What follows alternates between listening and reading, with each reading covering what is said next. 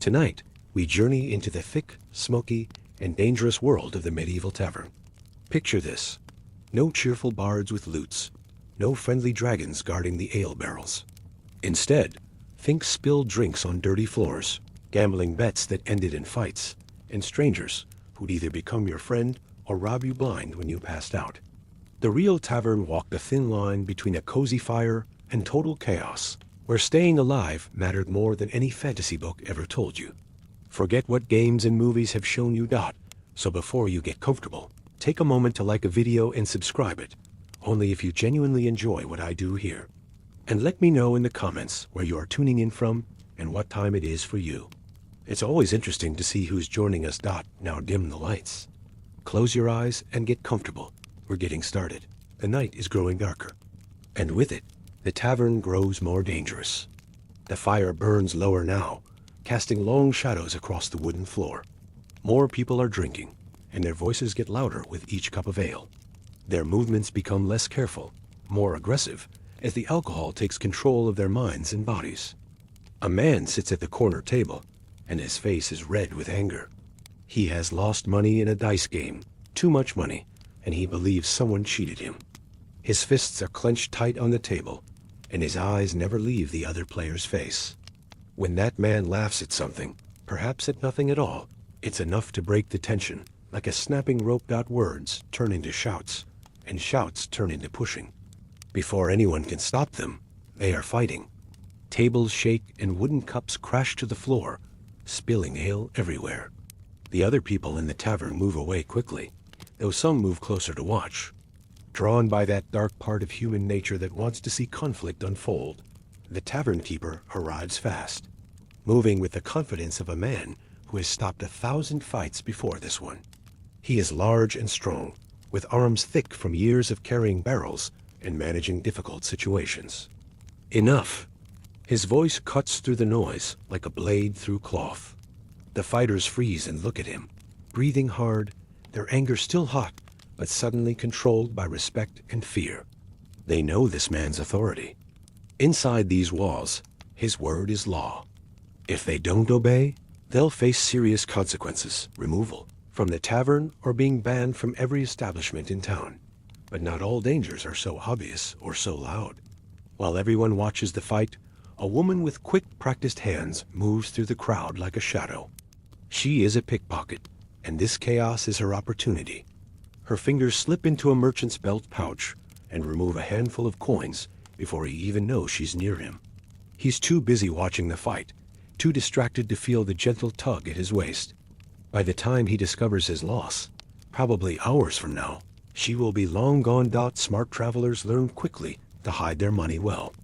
They keep it close to their skin, tied in cloth bags under their shirts, or they sleep with one hand always touching their belongings.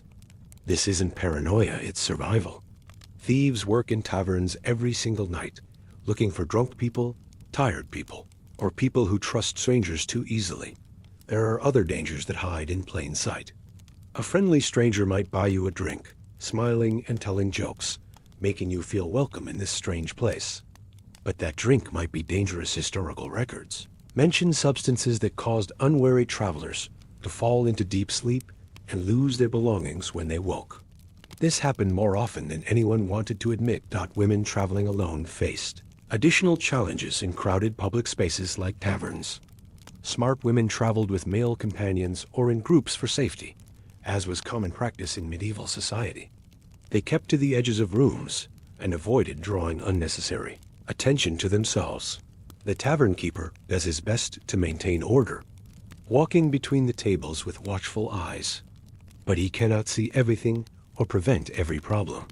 Sometimes conflicts erupted too quickly, sudden flashes of anger that could have tragic consequences.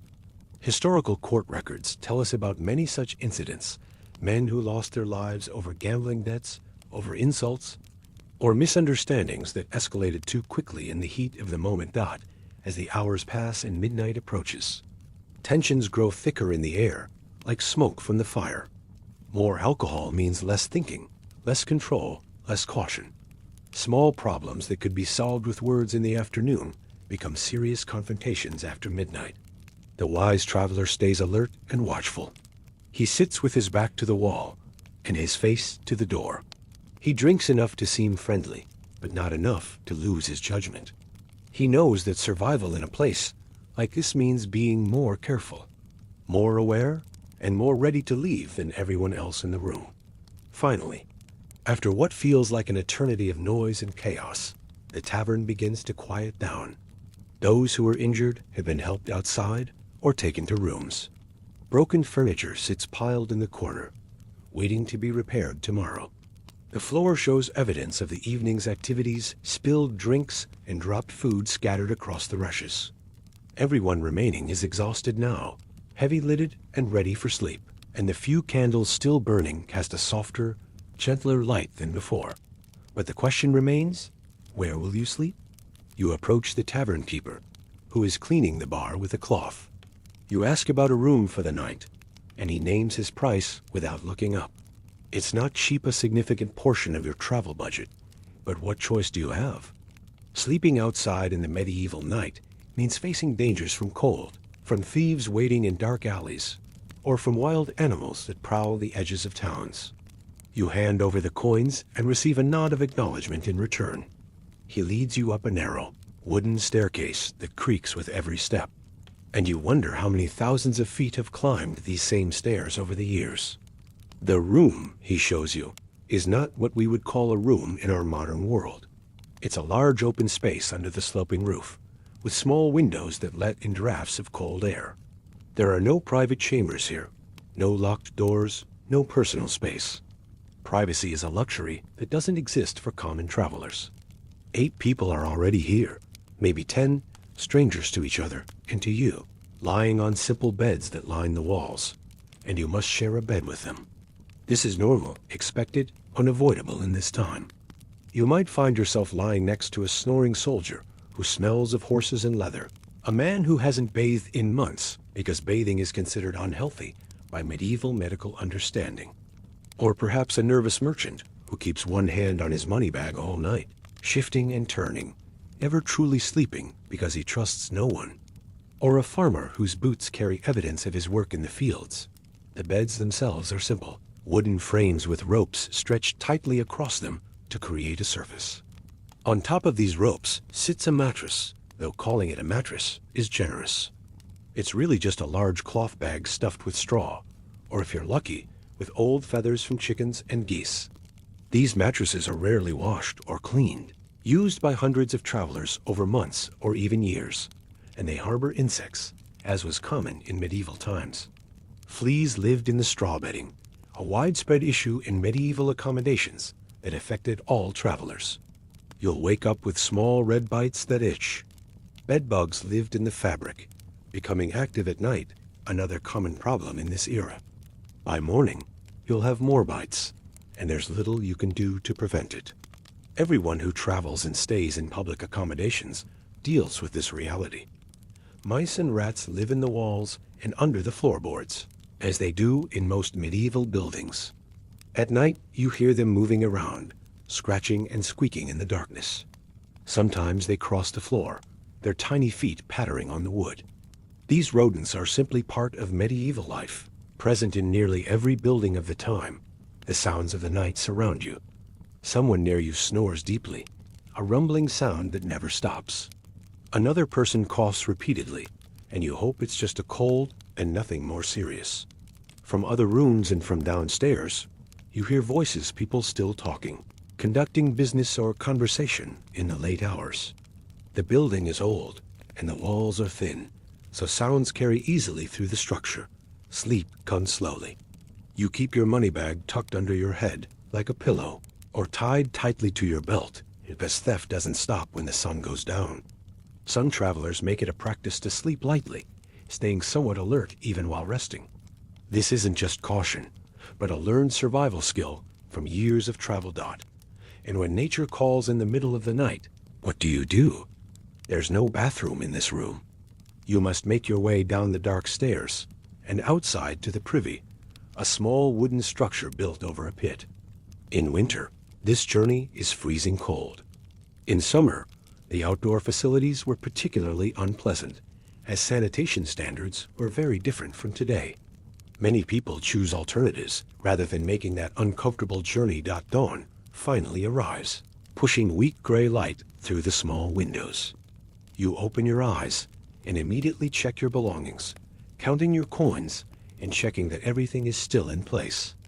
Everything is there. You're fortunate. The soldier next to you is doing the same check, his practiced movements showing that he's traveled this way many times before. Across the room, a merchant is searching through his belongings with increasing concern, then checking under his bed. His face shows the moment when he realizes something is missing. He looks frustrated, then resigned. This happens regularly in public accommodations, and complaining will likely accomplish nothing.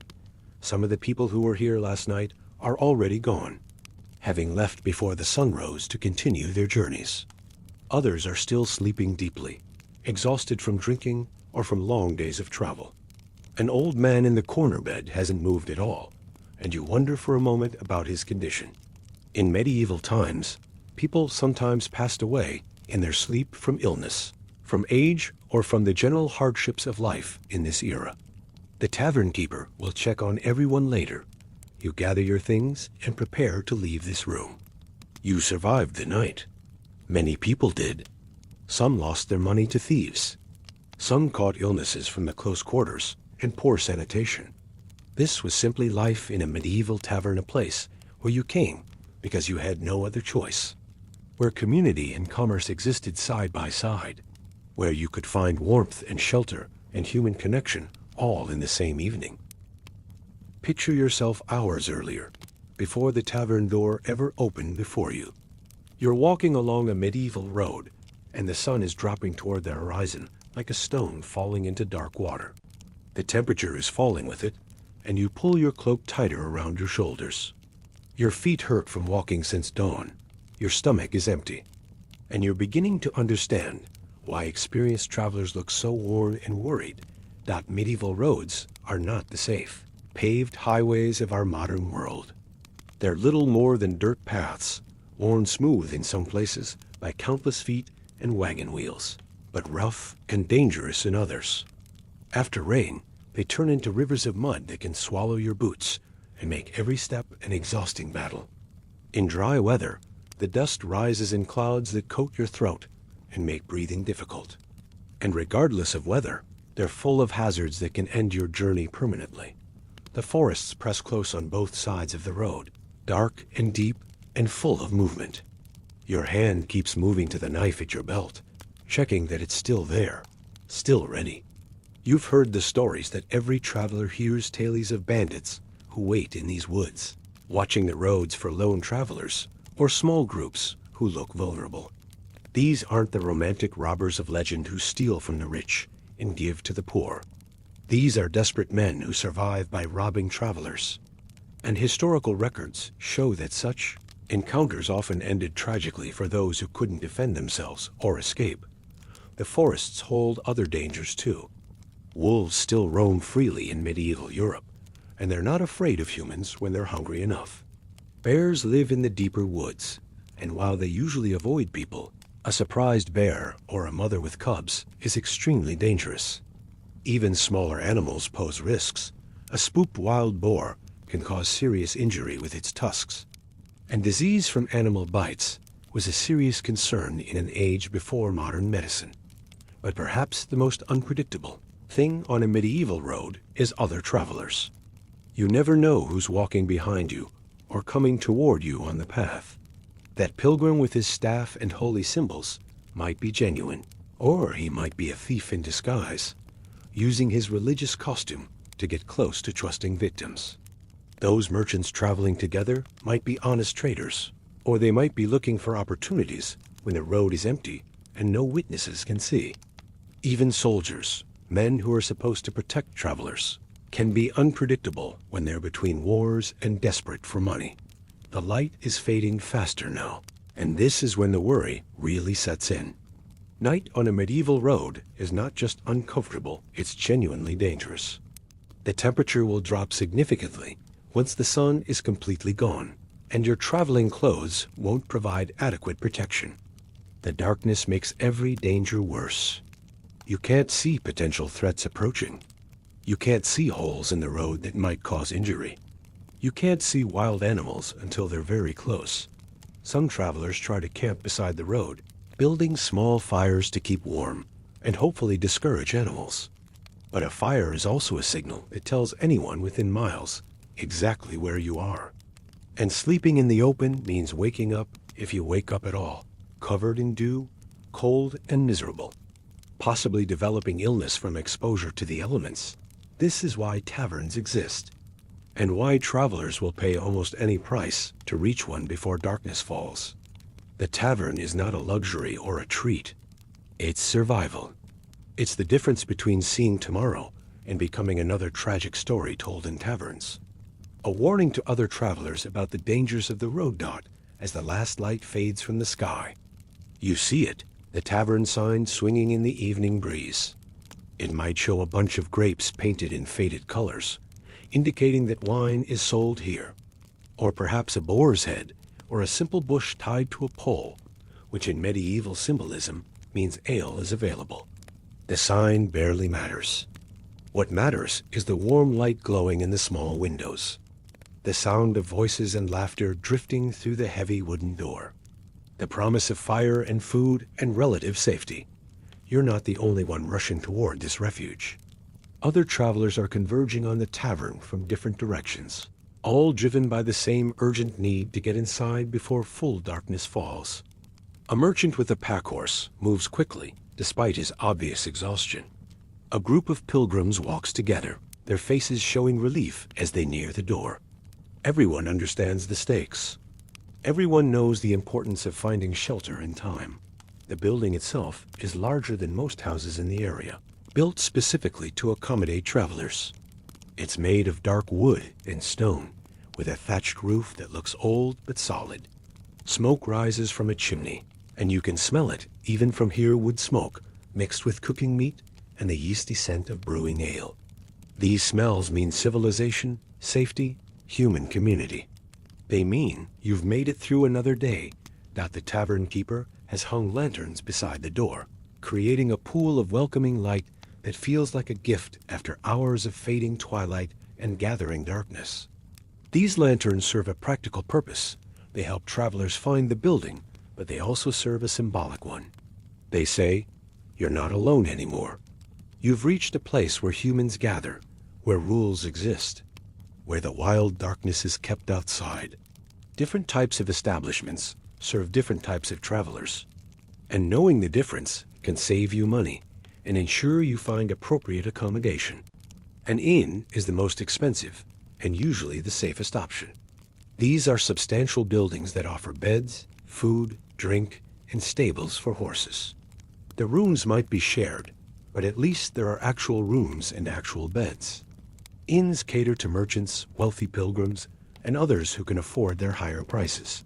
Taverns are a middle option. Originally, these were places that sold wine, which was more expensive than ale, and they attracted a varied clientele. Over time, many taverns began offering food and rooms as well, though often with different standards than inns. The line between inn and tavern has become blurred, and many establishments use the terms interchangeably. Alehouses are the simplest and cheapest option. These started as private homes where the housewife brewed more ale than her family could drink and sold the excess to neighbors. Some alehouses grew into larger operations, but they rarely offer rooms, and their food is usually limited to simple bread and cheese. These are neighborhood places where locals gather, and strangers might need time to be accepted.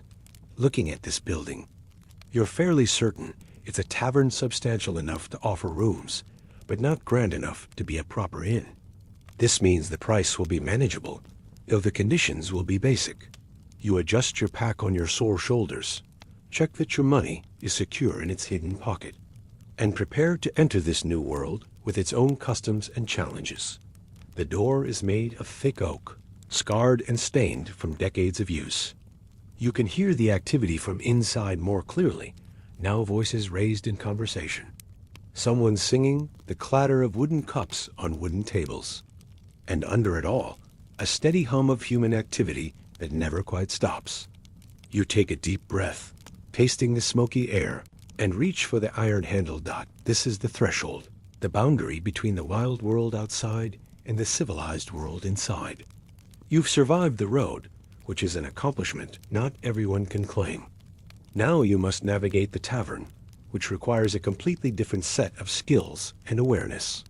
You push open the heavy door, and immediately the noise and smell and warmth wash over you. The road is behind you now. The evening ahead begins here. The world inside the tavern is so different from the cold, quiet road that for a moment you can only stand in the doorway, taking it all in. Your eyes need time to adjust to the dim, flickering light.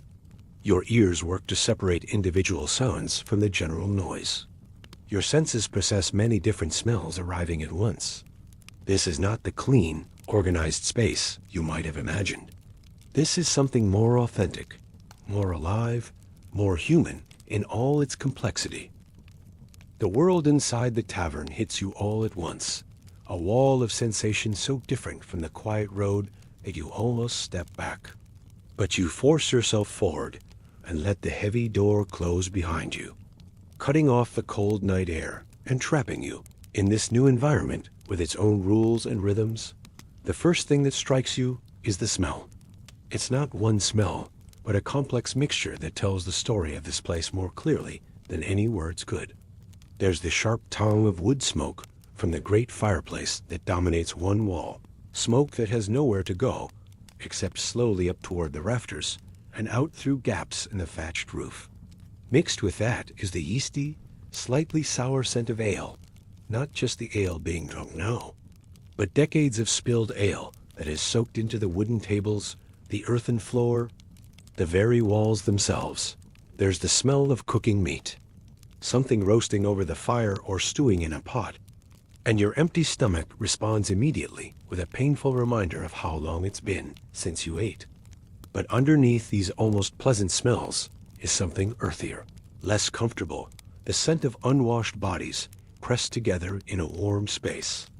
In an age when bathing is considered unhealthy by medical understanding, and most people wash only their hands and faces, a crowded tavern carries the accumulated smell of human sweat, old clothes, and the general mustiness that comes from lives lived close to the earth. There are other smells too, harder to identify but impossible to ignore. The rushes on the floor give off their own scent, a mixture of dried grass and whatever has been absorbed over the past weeks or months. There are other less pleasant odors mixed in, reminders that sanitation in this era was very different from modern standards. And underlying everything is the smell of old wood and earth, the building itself releasing decades of absorbed odors into the warm air. The sound is equally overwhelming. Conversations happen at every table, voices raised to be heard over the general noise, creating a constant roar like waves on a beach. Someone is singing in the corner, probably drunk, his voice wandering between notes without ever quite hitting them correctly. Wooden cups and tankards crash against wooden tables as people slam them down for emphasis or in calls for more ale. Somewhere a dog is barking, and you can hear the scratch of its claws on the floor as it moves between tables looking for dropped food. Laughter erupts from one corner, loud and energetic, the kind of laughter that fills a room. An argument is developing at a table near the fire, voices rising in disagreement, though the words are lost in the general noise. The building itself contributes to the sound. Wooden floorboards creak under the weight of moving people. The fire pops and crackles as fat drips from whatever is cooking above it, and the wind outside makes the whole structure groan and shift like a living thing. Your eyes are still adjusting to the light, or rather the lack of it. After the darkness outside, the tavern seems bright, but that's an illusion created by contrast. The reality is that this space is lit primarily by the large fireplace that burns at one end of the room, its flames casting dancing shadows that make everything seem to move and shift. A few candles sit on some of the tables, their flames guttering in the drafts that slip through gaps in the walls. But these provide more atmosphere than actual illumination. The ceiling is low and dark, blackened by years of smoke that has risen from the fire and slowly stained every surface above head height. Large wooden beams cross overhead, and from these hang various objects, bunches of dried herbs that add to the atmosphere. Strings of onions and garlic, sides of bacon or ham wrapped in cloth and left to cure in the smoke. In the corners where the firelight doesn't reach, the darkness is almost complete, and you can see shapes moving there, but cannot quite make out what or who they are. The floor beneath your feet is unlike anything in a modern building. There's no smooth wooden surface or stone tiles here. Instead, the floor is packed earth, covered with a thick layer of rushes, long grasses that have been cut and dried and then scattered across the ground. The theory is that these rushes absorb spills and provide some cushioning and warmth, and they can be swept out and replaced when necessary. Walking across them is like walking on a carpet that's both soft and textured, never quite stable under your feet as you walk further into the room. Your boots sink slightly with each step into the compressed layers of rushes. Weeks or months of use have compressed these layers, creating what one medieval writer described as accumulated material that becomes packed down over time. These rushes needed regular changing to maintain basic cleanliness, though the frequency varied greatly between establishments. The walls are made of wattle and daub, a construction technique where wooden strips are woven together and then covered with a mixture of mud, straw, and organic materials that dries into a surprisingly solid surface. These walls have been here for decades, maybe longer, and they've witnessed everything that's happened in this room. They're stained dark with smoke and cooking oils, and in places the daub has cracked or fallen away, revealing the wooden framework underneath. The walls seem to hold moisture, especially near the fire, where the heat draws dampness out of the earth they're built on. You become aware that people are looking at you. Not everyone, not obviously, but you can feel eyes assessing you from different parts of the room. This is natural. You're a stranger, and strangers are always evaluated in places like this. Are you wealthy? Dangerous? Connected? Your clothes, your weapons, the way you carry yourself. All of these are being read by experienced eyes that have learned to judge people quickly and accurately. The tavern keeper appears from somewhere, moving toward you with the confident stride of a man on his own territory. He's exactly what you expected, a large man with a belly that suggests he samples his own ale regularly, but also with thick arms and broad shoulders that show he's more than capable of handling difficult situations when they arise. His apron shows evidence of a busy day's work, and his face has the weathered look of someone who has spent years managing crowds and solving problems. He doesn't smile or offer a greeting. Instead, he simply looks at you, waiting. This is a transaction, not a social interaction. You're here because you need something, and he has it. The dynamics are clear from the start. You ask about ale and food and a place to sleep, and he names his prices without hesitation or room for negotiation. The numbers are higher than you'd like, but not unexpected. You're not in a position to bargain. There's nowhere else to go, and he knows it. You hand over some coins, and he weighs them in his palm for a moment before nodding and jerking his head toward the room. Find a spot anywhere, he tells you. Ale will come shortly. Food when it's ready. He turns away before you can ask anything else, already moving toward another customer who's calling for his attention. You've been processed, accepted, and dismissed. Now you're just another customer for the night. Looking around, you begin to understand the social geography of this space. The tables nearest the fire are occupied by what appear to be locals, men who know each other and who clearly have their regular spots. They look comfortable here, settled in for a long evening of drinking and conversation. These are not the people you want to disturb or displace. The tables near the door, where cold drafts enter every time someone comes or goes, are less desirable and more available to travelers like yourself. You spot an empty space on a bench at a table about midway into the room, close enough to the fire to benefit from some warmth, but far enough back that you're not in the prime territory that locals might defend. More importantly, this spot puts your back close to the wall, and gives you a clear view of the door and most of the room. This is survival instinct developed by every traveler who has made it this far. Never sit where you can be approached from behind. Always know your exits. Always be able to see potential problems before they reach you. You make your way to the spot, navigating between tables and people, apologizing when you bump into someone's shoulder or step too close to their space. The bench is hard and worn smooth by countless people before you, and it rocks slightly on the uneven floor. But you're off your feet for the first time since dawn, and even this uncomfortable seat feels like a gift. You set your pack down carefully, keeping it close to your legs where you can feel if anyone tries to touch it. And you finally allow yourself to really look at the people who share this space with you. The tavern is perhaps 2/3 full, and the mix of people is more diverse than you might have expected. At the best table near the fire, a group of men who look like prosperous merchants are engaged in serious conversation, occasionally pulling out papers and pointing at figures written there. They're doing business even here, even now, because in the medieval world, the tavern serves as office and meeting place as much as drinking establishment. Nearby, a table of younger men, probably laborers or craftsmen, based on their work clothes and strong hands, are playing some kind of dice game. Money sits in a pile in the center of the table, and the players watch each roll with intense focus.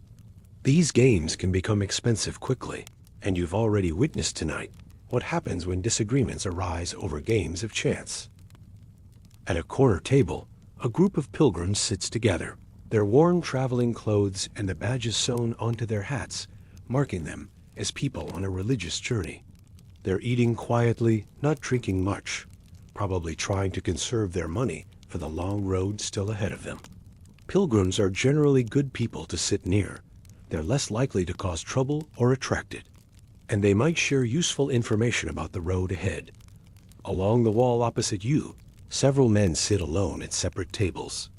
These solitary drinkers could be anyone merchants traveling without companions, soldiers between wars, travelers seeking privacy, or just quiet men looking for a peaceful evening.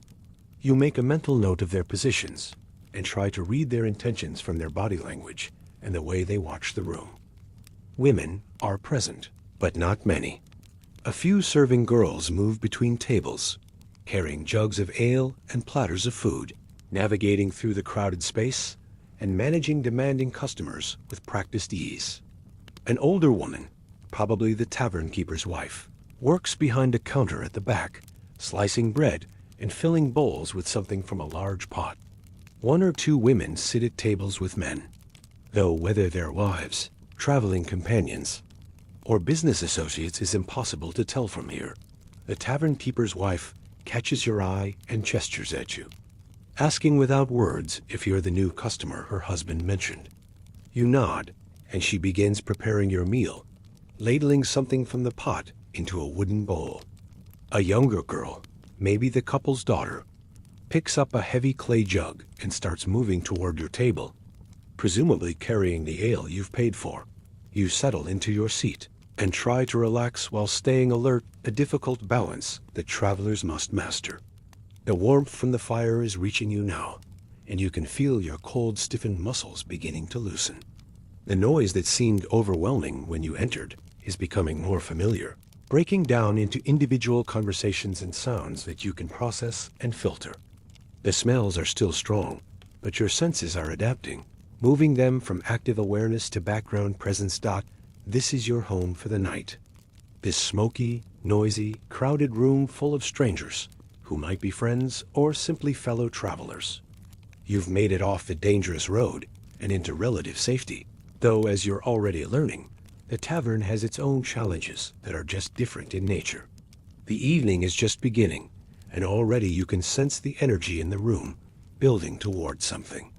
Whether that something will be celebration or simply exhausted sleep remains to be seen. The serving girl reaches your table and sets down the jug of ale with a soft thud. She gives you a quick look, the same assessing glance everyone else has given you, and then moves away without a word. You pour some of the ale into a wooden cup that sits on the table, left by the previous occupant. The ale is cloudy and room temperature, with bits of grain and herbs floating in it. But it's liquid, and it's safer to drink than most water in this time. You take a sip, and the slightly bitter, yeasty flavor fills your mouth. It's not great, but it's not terrible either. It's simply ale the drink that keeps medieval people hydrated and relatively healthy in a world where clean water is nearly impossible to find as you sit there. Drinking your ale and waiting for your food, you begin to notice the details that weren't visible in your first overwhelmed moments. You start to see the people not as a mass, but as individuals. You start to understand the social dynamics. Who defers to whom, which tables are friendly, and which are territorial. You begin to feel the rhythm of this place, the way conversations rise and fall, the way the serving girls navigate the room, the way the tavern keeper's eyes constantly scan for problems before they fully develop. This is the medieval tavern in its full complexity, not the romantic gathering place of stories, but a real institution filled with real people trying to survive in a difficult world. It's challenging and uncomfortable in many ways, but it's also vital and alive and irreplaceable. For tonight, this is your world. Understanding it might mean the difference between seeing another sunrise and becoming a cautionary tale told to warn other travelers that, as your eyes continue to adjust and your presence becomes less novel to the room, you begin to truly see the people around you. Each face tells a story. Each posture reveals something about their life. And in this crowded space where strangers press close together, learning to read these signs quickly is not just useful, it's essential for navigating this world successfully. Learning to read people in a medieval tavern is a skill that can save your life, or at least save your money. Every person here wears their story on their body, in the quality of their clothes, the weapons they carry, the scars they've accumulated, the way they hold themselves. Understanding these signs helps you know who to approach, who to avoid, and who might be useful if trouble starts. The wealthy merchants at the table near the fire are the easiest to identify. Their clothing is made of better fabric than everyone else's wool that's been dyed rich colors, rather than left in its natural brown or gray. One man wears a cloak lined with fur, not because it's particularly cold in here, but because he can afford to own such a thing and wants everyone to know it. Their boots are good leather, recently made, not the worn and patched footwear of most travelers. But what really marks them as merchants is the constant watchfulness in their eyes and the way they keep their hands near their belt pouches. These men carry significant amounts of money, and they know their targets. They travel together for protection, and even here in the relative safety of the tavern, they never fully relax. One of them has a ledger book open on the table, his finger tracing lines of numbers even as he drinks his wine. Because yes, they're drinking wine, not ale, another marker of their wealth and status. The young men playing dice at the nearby table are clearly laborers or craftsmen. You can tell by their hands rough and calloused, stained with dyes or marked with small scars from tools. Their clothes are practical work garments, sturdy but plain, showing patches where they've been mended multiple times. These are men who work with their bodies for their living, and their muscular builds confirm it. They're louder than the merchants, less worried about attracting attention because they have less to lose. The money they're gambling represents perhaps a day's wages each, significant to them, but not devastating if they lose it. They drink ale from large wooden tankards, and they drink it steadily, looking for the pleasant relaxation that makes hard physical labor more bearable to think about tomorrow. Their laughter is genuine and frequent, the sound of men who are young enough to still find joy in simple pleasures despite the hardness of their lives. Watch them carefully, though. These dice games can shift in mood quickly. Right now they're friendly, but if someone starts losing too much, if accusations of cheating begin, these strong young men with their quick tempers can become confrontational very fast. The smart traveler keeps an eye on their game and is ready to move if the atmosphere changes. The group of pilgrims in the corner presents a completely different energy. They're dressed in traveling clothes that have seen many miles, cloaks that are dusty and worn, boots that have been repaired multiple times, staffs that have smoothed with constant handling. What marks them as pilgrims are the badges sewn onto their clothing, small metal or fabric symbols, showing which holy sites they visited or are planning to visit. A scallop shell means Santiago de Compostela in Spain. A palm leaf indicates Jerusalem, though that's rare and impressive. Various crosses and images of saints tell the story of their spiritual journey. Pilgrims are generally safer to be around than most tavern customers. They're bound by religious vows to good behavior, at least in theory, and they're used to helping fellow travelers. They often share information about roads and accommodations, about which taverns are honest and which will overcharge you, about where bandits are active and which routes are currently safe. Sitting near pilgrims or striking up a conversation with them is usually a wise choice for a lone traveler. But don't assume all pilgrims are purely religious. Some are genuine believers seeking spiritual redemption or fulfillment. Others are fleeing from something bad: marriages, debts, problems, reputations that have become too damaged. The Pilgrim's Road offers a socially acceptable way to disappear for months or even years, and when you return, people tend to ask fewer questions. That quiet man at the end of their table, who says little and drinks even less, might be running from something more serious than spiritual doubt. The soldiers scattered around the tavern are immediately recognizable even when they're not in armor. They sit differently from other men, with their backs protected and their eyes constantly scanning for threats. A habit so deeply ingrained that they probably don't even know they're doing it. Many have visible scars, the kind you get from combat rather than from accidents or disease. Some are missing fingers or have poorly healed wounds that make them move stiffly. These men are between campaigns, either waiting for their next employer or heading home after a contract ended. They have money now. Soldiers are paid when wars end, but it won't last long because they spend it as fast as they earn it, never sure if they'll survive to see next month. They drink heavily, trying to forget what they've seen and done, and they're simultaneously challenging and potentially useful people in the tavern. They can be unpredictable because they're trained for combat and have experienced things in war that most people never see, which sometimes affects their behavior in civilian settings. A soldier who's been drinking might respond to conflict more aggressively than others, and their military training means confrontations can escalate seriously. But they're also useful because if you can befriend one, or better yet hire one as a guard for your journey, you've significantly increased your chances of surviving the road ahead. The local regulars are harder to identify at first because they blend so perfectly into the environment. But watch for a few minutes and you'll see them, the men who know exactly where to sit without looking, who exchange nods with the tavern keeper without speaking, who seem to be part of the furniture itself. These are neighborhood men who come here most evenings, who know everyone's business and everyone's secrets. They're not wealthy. Their clothes are warm and simple, but they're not desperately poor either. They're craftsmen with established shops, small merchants with regular customers, perhaps minor officials who collect tolls or record transactions.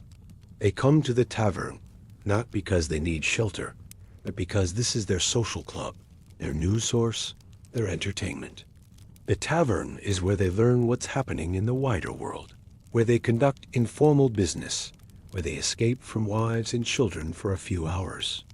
Treat these regulars with respect, but don't expect instant acceptance. They're protective of their space and cautious about strangers who might disturb their comfortable routines.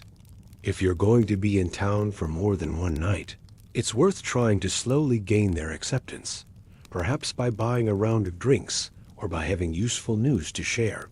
Once they accept you, even temporarily, you'll be much safer because they'll watch out for you as one of their own. The lone men sitting at separate tables are the hardest to read and potentially the most interesting. Each one could be anything: a merchant who lost his traveling companions to sickness, a scholar moving between universities, a messenger carrying important documents, someone gathering information, a person hiding from past troubles, or simply a solitary individual who prefers their own company.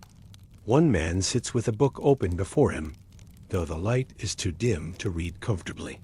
This immediately marks him as educated, and probably wealthy. Books are expensive, and literacy is rare. He might be a clerk, a lawyer, a minor noble, or a priest traveling in civilian clothes. He eats slowly and drinks little, lost in his own thoughts, or perhaps listening carefully to the conversations around him. Another solitary drinker sits in the darkest corner, his hood pulled up despite the warmth of the room. This is either someone who values privacy intensely or someone who doesn't want to be recognized. Neither reason is particularly encouraging. People with secrets, fugitives, and those involved in sensitive business all favor dark corners and concealing clothing.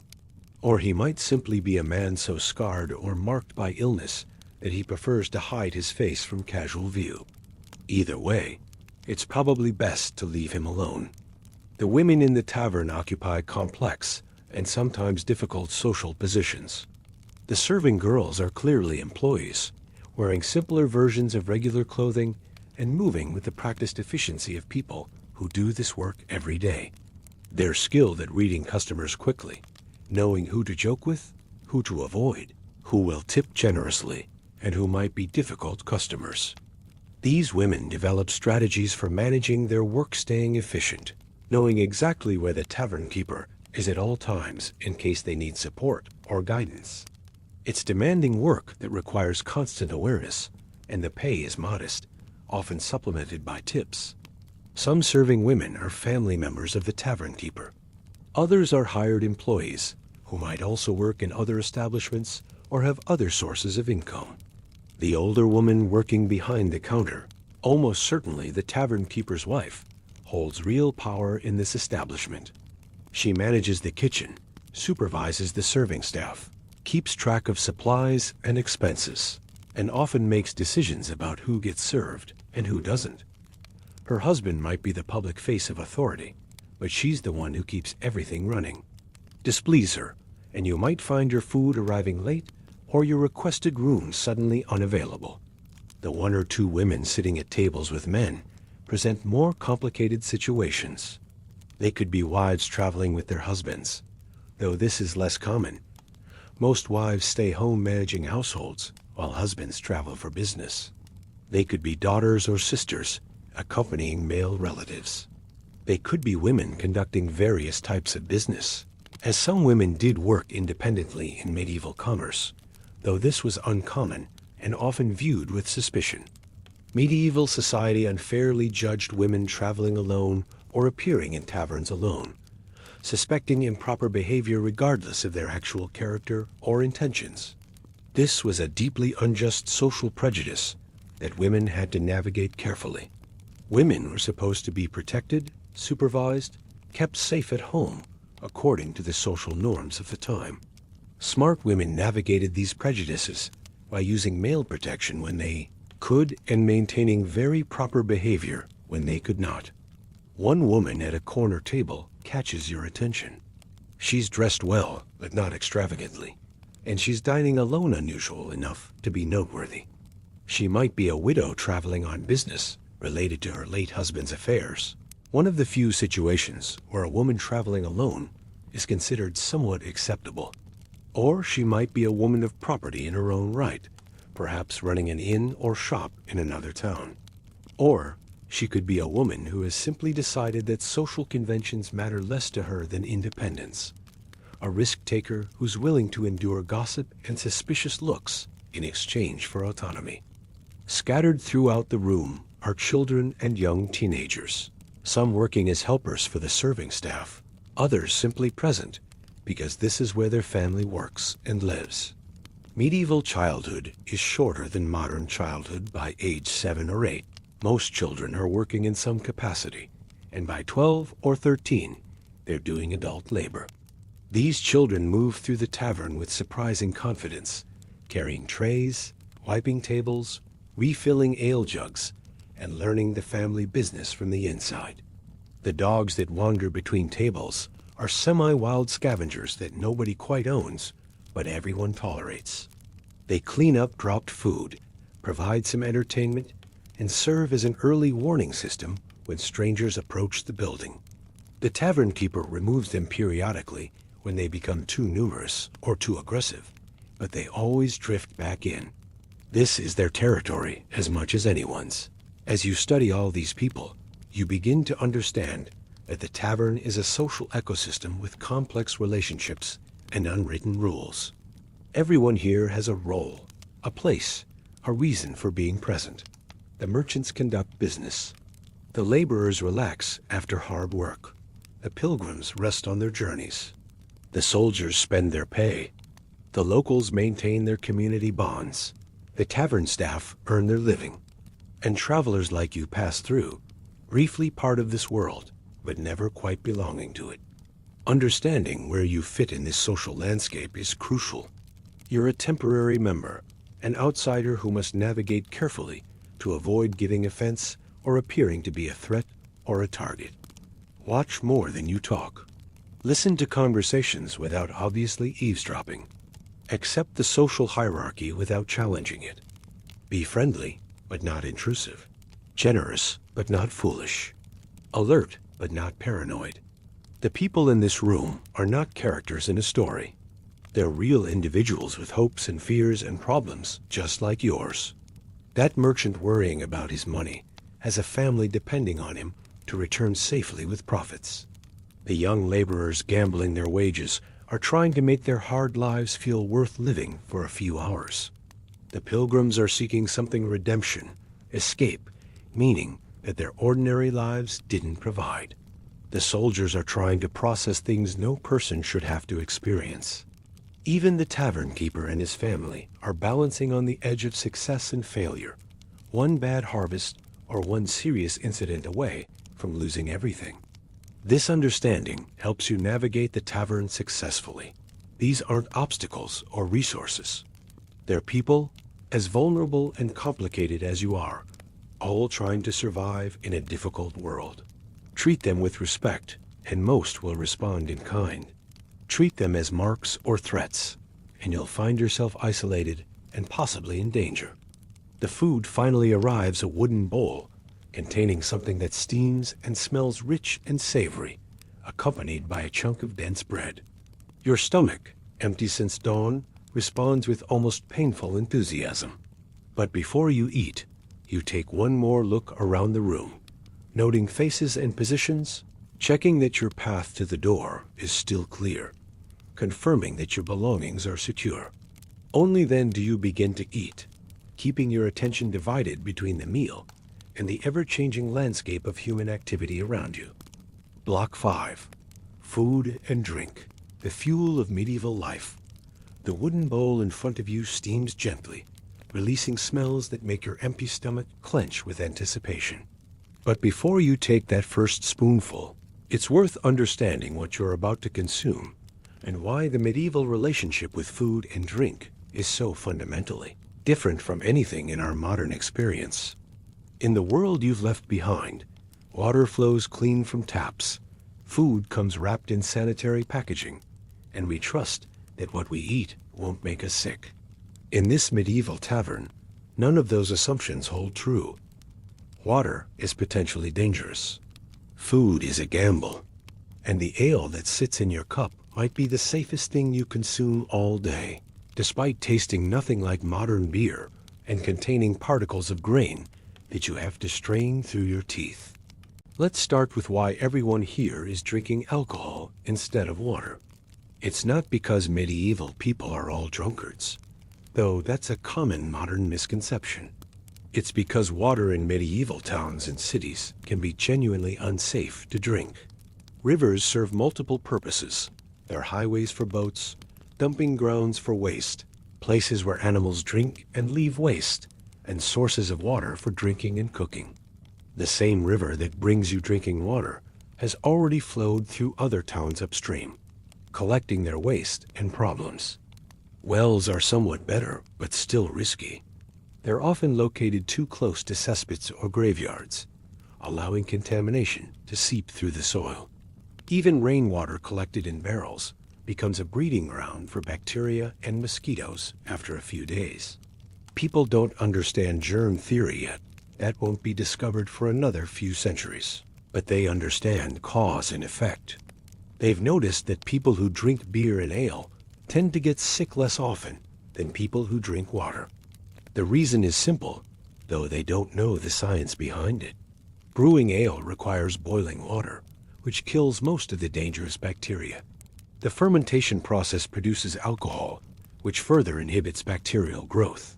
The result is a beverage that's genuinely safer than water, even though it contains alcohol and tastes quite different from modern beer. This is why everyone drinks ale. Men, women, children, even babies are given weak ale mixed with milk. It's not a vice.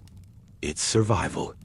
The ale in your cup is cloudy and thick, almost like liquid bread. That's not an accident ale. And bread are made from the same basic ingredients and go through similar processes. The alewife who brewed this started with malted barley, grain that's been soaked until it sprouts and then dried to stop the sprouting process. This malting converts the starches in the grain into sugars that yeast can ferment into alcohol. She mixed the malted barley with hot water in a large wooden vat, creating a sweet liquid called wort. Then she added grut, a mixture of herbs and spices that gives ale its distinctive flavor. Different alewives use different recipes. Some prefer yarrow and bog myrtle. Others add heather or wild rosemary. Hops, which modern beer uses for flavoring and preservation, are just starting to be introduced from the continent and aren't widely used in England yet. The wort was left to ferment using wild yeasts from the air, yes, just exposed to the open air, which is why every batch of ale tastes slightly different, depending on what microorganisms happen to be present on brewing day. After a few days of fermentation, the ale is ready to drink, and it needs to be drunk quickly, within a few days at most, because without hops to preserve it, ale spoils rapidly, turning sour and developing off flavors that make it unpleasant even by medieval standards. The ale you're drinking is probably 2 or 3 days old, which means it's at its peak. Tomorrow it might start tasting sour. Next week it would be undrinkable. This constant cycle of brewing, selling, and brewing again is why alehouses are so common and why the alewife's work is never finished. It's also why the ale tasters, official inspectors appointed by the town, make regular rounds to check quality and ensure that prices stay reasonable. The alcohol content of medieval ale is lower than modern beer, perhaps 3 or 4%, about the strength of a light beer today. This means you can drink it all day for hydration without becoming seriously drunk, though, of course, people do become intoxicated, especially when they drink the stronger varieties or simply consume large quantities. The small beer given to children is even weaker, perhaps 1 or 2% alcohol, enough to be safe, but not enough to cause intoxication. Wine occupies a completely different social and economic niche. The merchants at the good table aren't drinking ale, they're drinking wine, and everyone in the tavern knows it because wine is expensive and imported.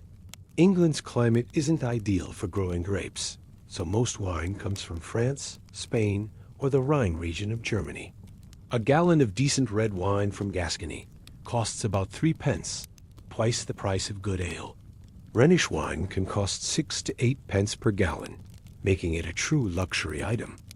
Wine merchants, called vintners, are among the wealthiest and most powerful traders in medieval England. They maintain relationships with vineyards across Europe, arrange for shipping, pay customs duties, and then mark up their wines for sale in taverns and to private buyers. The Vintners' Company, one of London's most important guilds, strictly controls wine quality and pricing to protect both their profits and their reputations. The quality of wine varies enormously. The best wines are clear, flavorful, and properly aged. The worst are cloudy, sour, or have been adulterated with water, cheaper wines, or various substances meant to improve color or taste. Unscrupulous tavern keepers have been known to mix red wine with elderberry juice to darken cheap wine and sell it as expensive. They might add honey to mask sourness or mix new wine with old to stretch their supply. To combat fraud, customers have the right to inspect wine before buying it. A suspicious patron can demand to be taken down to the cellar to see the actual barrel from which his wine is being drawn. Wine criers, town officials who inspect wine quality and announce prices publicly, help customers know what they should be paying and what quality they should expect. Getting caught selling bad wine or cheating on prices results in serious punishment fines, time locked in the pillory, being pelted with rotten vegetables, or even being banned from trading. Now, about the food in front of you. The bowl contains pottage, the universal dish of medieval Europe, eaten by everyone from peasants to minor nobles. Pottage is essentially a thick stew, or soup made by simmering whatever ingredients are available in a large pot until they blend together into something filling and nutritious. The contents vary by season, by region, by the wealth of the establishment, and by what's available from previous meals. The pottage in your bowl probably started with a base of barley or oats, grains that provide bulk and calories. To this, the cook added vegetables, onions certainly, probably leeks, possibly cabbage or turnips, maybe some carrots if the tavern can afford them. There might be peas or beans, which add protein and thickness. And yes, there's meat in this pottage, small pieces that have been simmering long enough to become tender. The meat could be pork, beef, mutton, or chicken cuts that benefit from long, slow cooking to develop flavor and tenderness. The famous perpetual stew or hunter's pot is real in many taverns. A large cauldron hangs over the fire, never fully emptied, just constantly replenished with new ingredients as old ones are served out. This creates a dish where older ingredients blend with newer additions through continuous cooking, a method that was common and considered practical in medieval kitchens. The constant heat and regular replenishment created complex flavors that developed over time. Is this safe? The constant cooking at high temperatures kills most harmful bacteria, making it safer than you might expect. However, it reflects different standards of food preparation than we're accustomed to today. The pot itself is cleaned less frequently than modern food safety would require. Ingredients are added as they become available. Medieval standards of hygiene are simply different from ours, and understanding this helps you appreciate the historical context of medieval dining. The bread that accompanies your pottage is dense and dark, made from a mixture of wheat and rye flour, or sometimes barley. It's not the soft, white bread of modern bakeries, but a heavy, substantial food that fills your stomach and lasts for days without spoiling. This bread is a few days old, which is why it's being served to travelers rather than sold fresh to locals. It's firm enough that you need to tear pieces off rather than slice it, and you might want to dip it in your pottage to soften it before eating. In wealthier establishments, or for richer customers, bread serves another purpose as a plate. These trenchers are large, flat pieces of stale bread that soak up the juices and fats from your meal.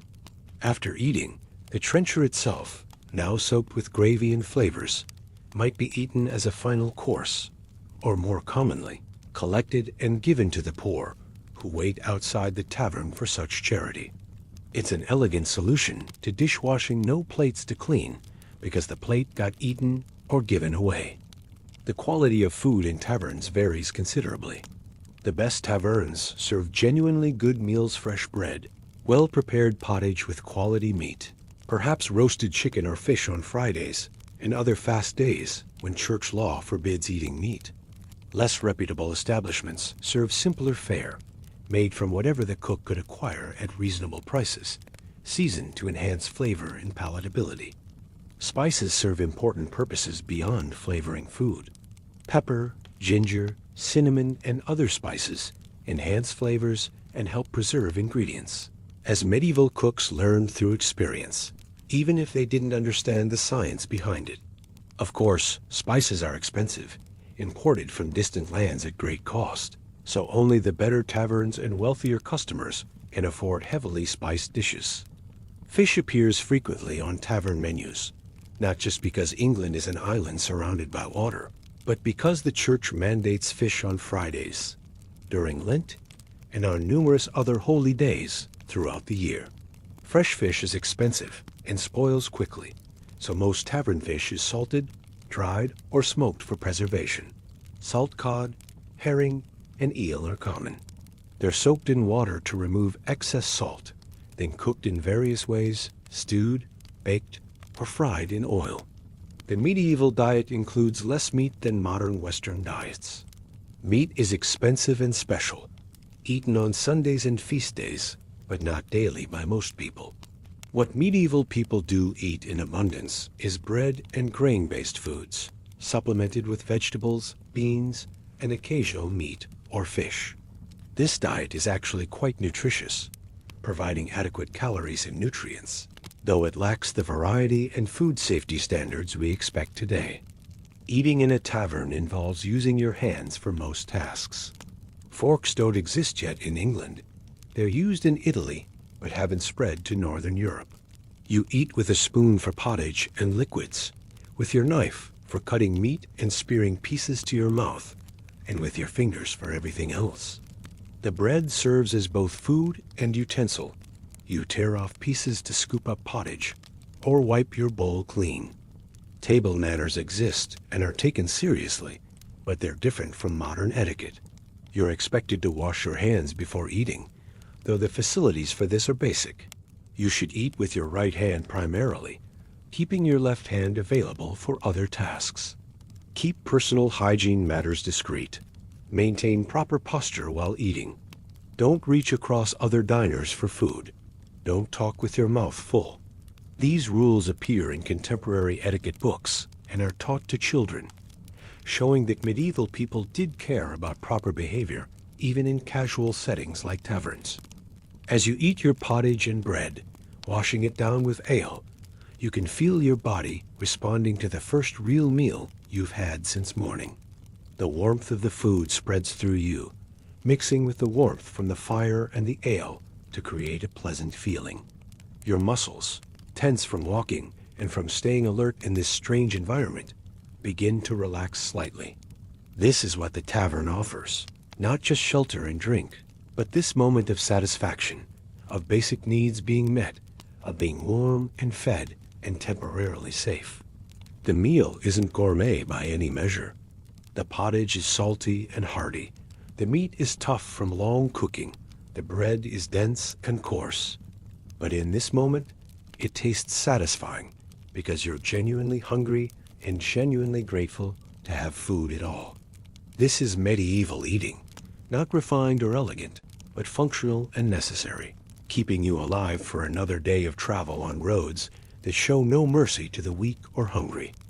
Around you, other diners are finishing their meals or calling for more. The tavern keeper's wife is already preparing the next round of bowls, ladling pottage with practiced efficiency. The serving girls move through the room, collecting empty bowls and refilling ale jugs. The rhythm of the tavern meal service has its own logic, its own flow, developed over years of feeding hungry travelers who all want to be served efficiently so they can move on to the evening's other activities, socializing, gaming, conversation, or simply resting. You push your empty bowl away and lean back against the wall, feeling genuinely satisfied for the first time today. The ale has taken a slight edge off your alertness, not enough to impair you, but enough to make the noise and activity of the tavern feel more manageable, less overwhelming. This is the gift that these simple comforts provide in a demanding world, a few hours where life's hardships feel slightly more bearable. Tomorrow, you'll face the road again, but tonight, you're fed and sheltered. For now, that's enough. With your stomach full and the ale warming your blood, you begin to notice the evening's real activities starting around you. The tavern is transforming from a place of eating and drinking into something more, a space for entertainment, for games, for social interaction that can range from delightful to deadly, depending on how the night unfolds. In the corner near the fire, a man has pulled out a small stringed instrument, a lute with a rounded back and a bent neck. He's tuning it carefully, adjusting the wooden pegs while plucking the strings and listening to the notes. This is a minstrel, a traveling musician who moved from tavern to tavern, earning his living through songs and stories. His presence here tonight is both entertainment and business. He'll perform, and afterward he'll pass a hat hoping for coins from appreciative listeners. The room gradually quiets as people notice him preparing to play. Even the loudest drinkers lower their voices slightly, because music is precious in this world. There are no recordings, no radio, no streaming services. If you want to hear music, someone must create it live in front of you. A skilled musician is valued not just for entertainment, but for bringing news, spreading stories, and connecting communities through shared songs. He begins with a religious song, something familiar that many people in the room know. It's a smart choice, starting with something holy shows respect and sets a positive tone. His voice is strong and clear, trained through years of practice, and you can hear every word as he sings about pilgrims and saints and the journey to salvation. Some people in the room join in on the chorus, their voices blending together in a moment of communal harmony that transforms the tavern temporarily into something almost like a church. The religious song ends, and after a moment's pause, the minstrel shifts into something completely different, a bawdy drinking song about a farmer's daughter and a traveling merchant. The lyrics are suggestive without being explicit, walking that careful line that allows everyone to laugh without being too offended. The room erupts in laughter at the clever wordplay, and several men begin singing along, though not everyone knows all the words. The minstrel doesn't mind. He encourages participation, feeding off the energy of the crowd. Between songs, he shares news from the road. He was in York 3 weeks ago, he tells them, and heard that wool prices are rising. He passed through a village where they're building a new church. He saw merchants on the road who said the king is planning new taxes. This information is valuable in a world without newspapers or fast communication. Travelers like minstrels are how news spreads from town to town. People listen carefully, storing away information that might affect their businesses or lives. The minstrel plays for perhaps half an hour, moving through his repertoire of songs, some religious, some romantic, some comic, some tragic.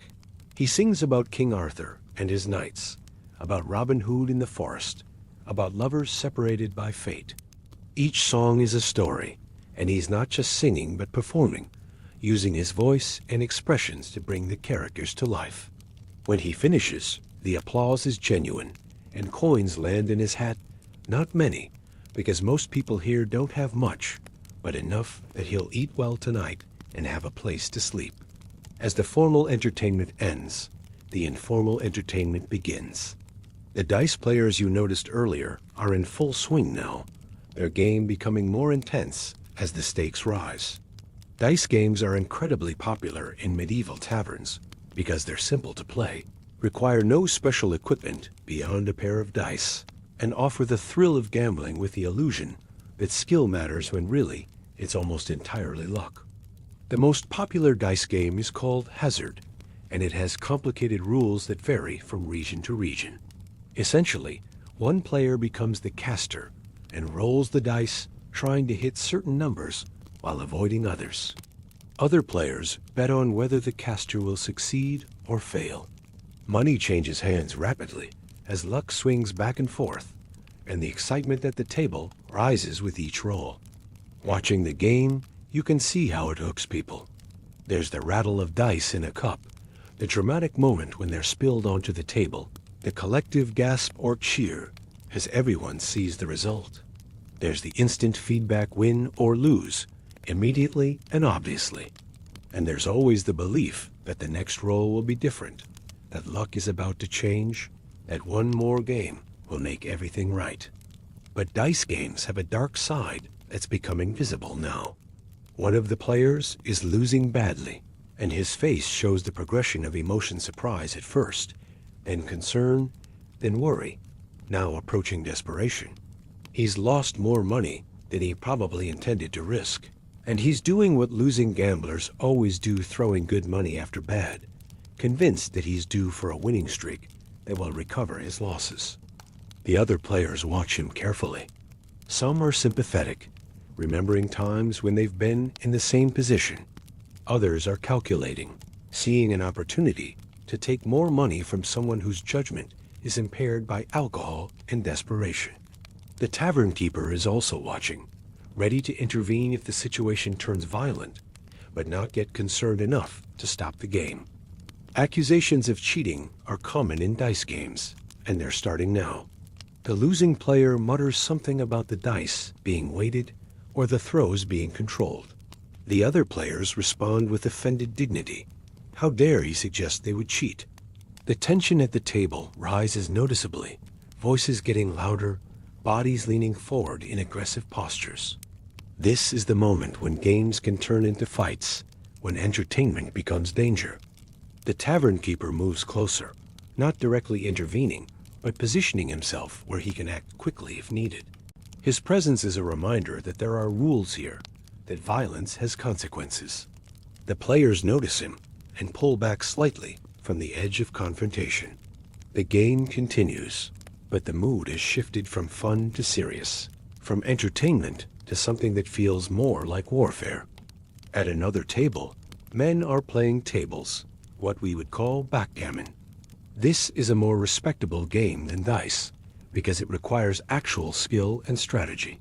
The board is marked on a piece of wood, and the pieces are small stones or bits of carved bone.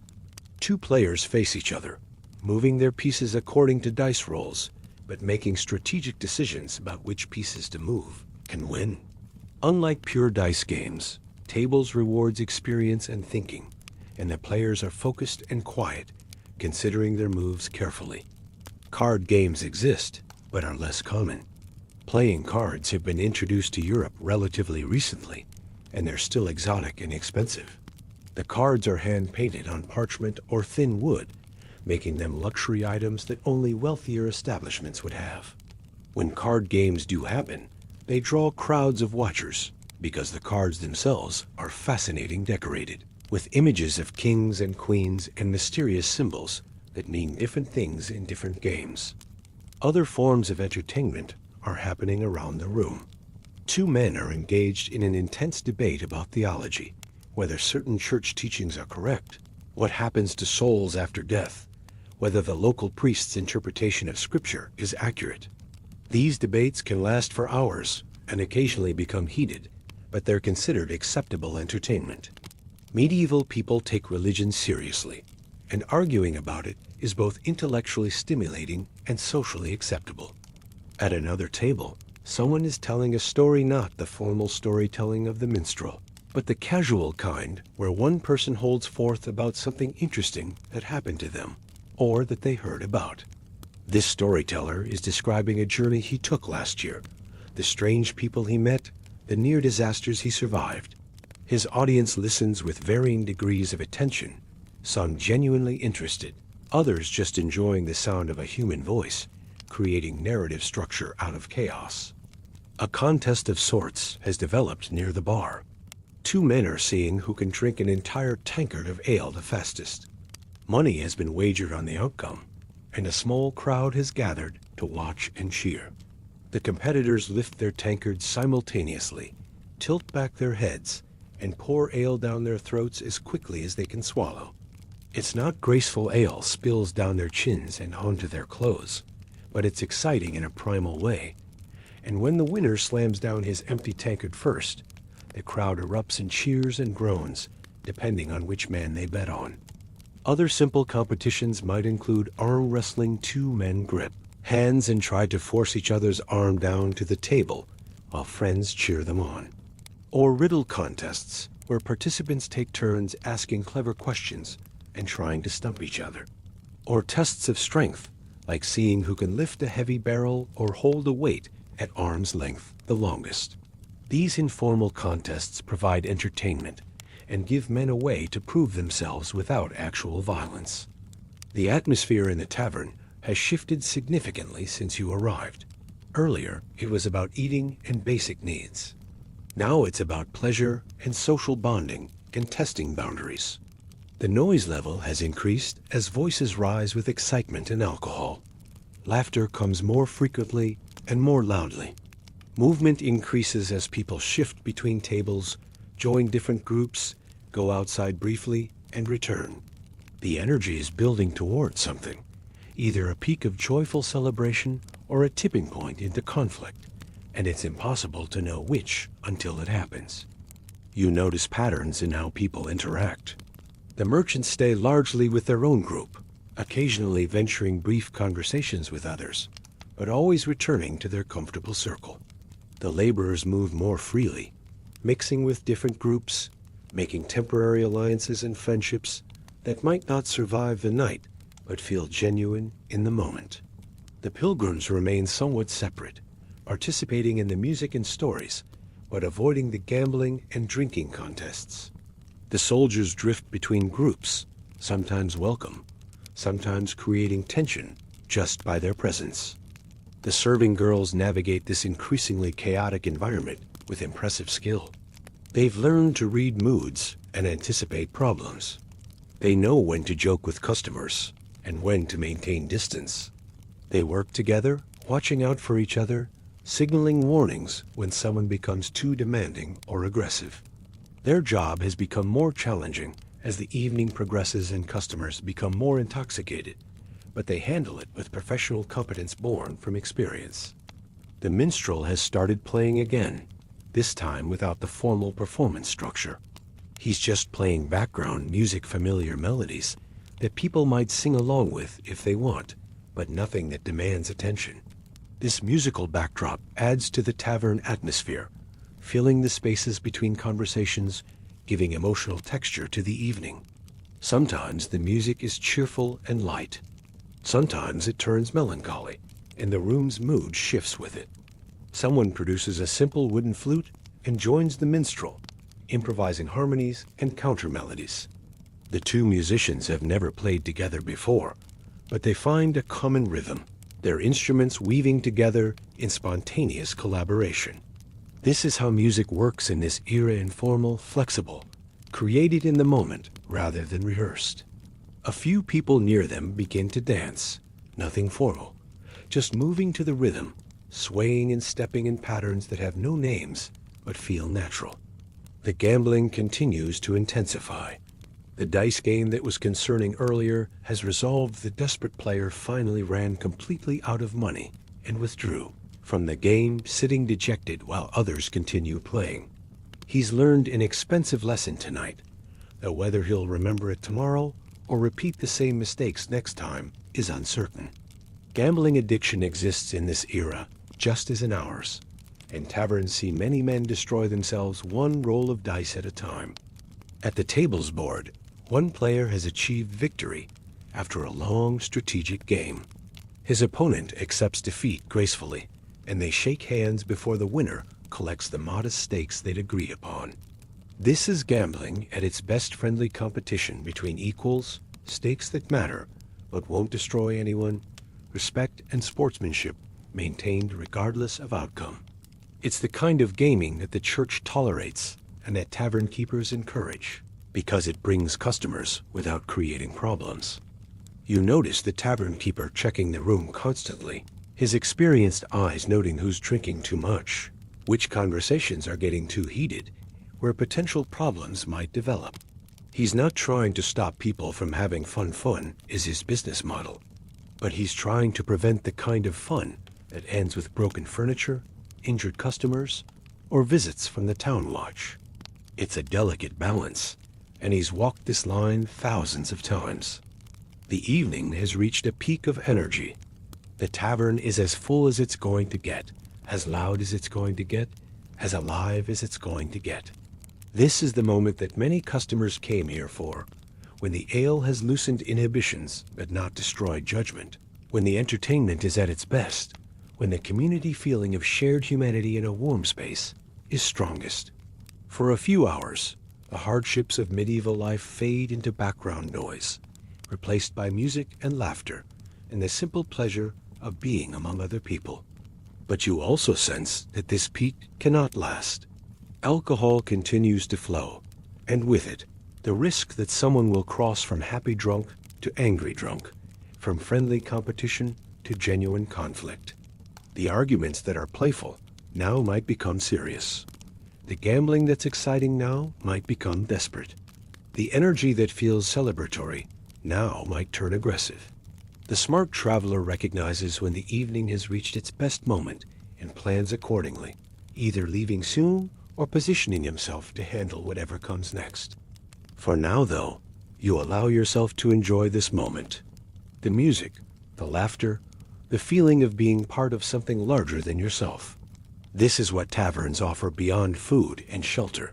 They offer community, entertainment, and the reminder that humans are social creatures who need connection and joy even in the darkest and most difficult times.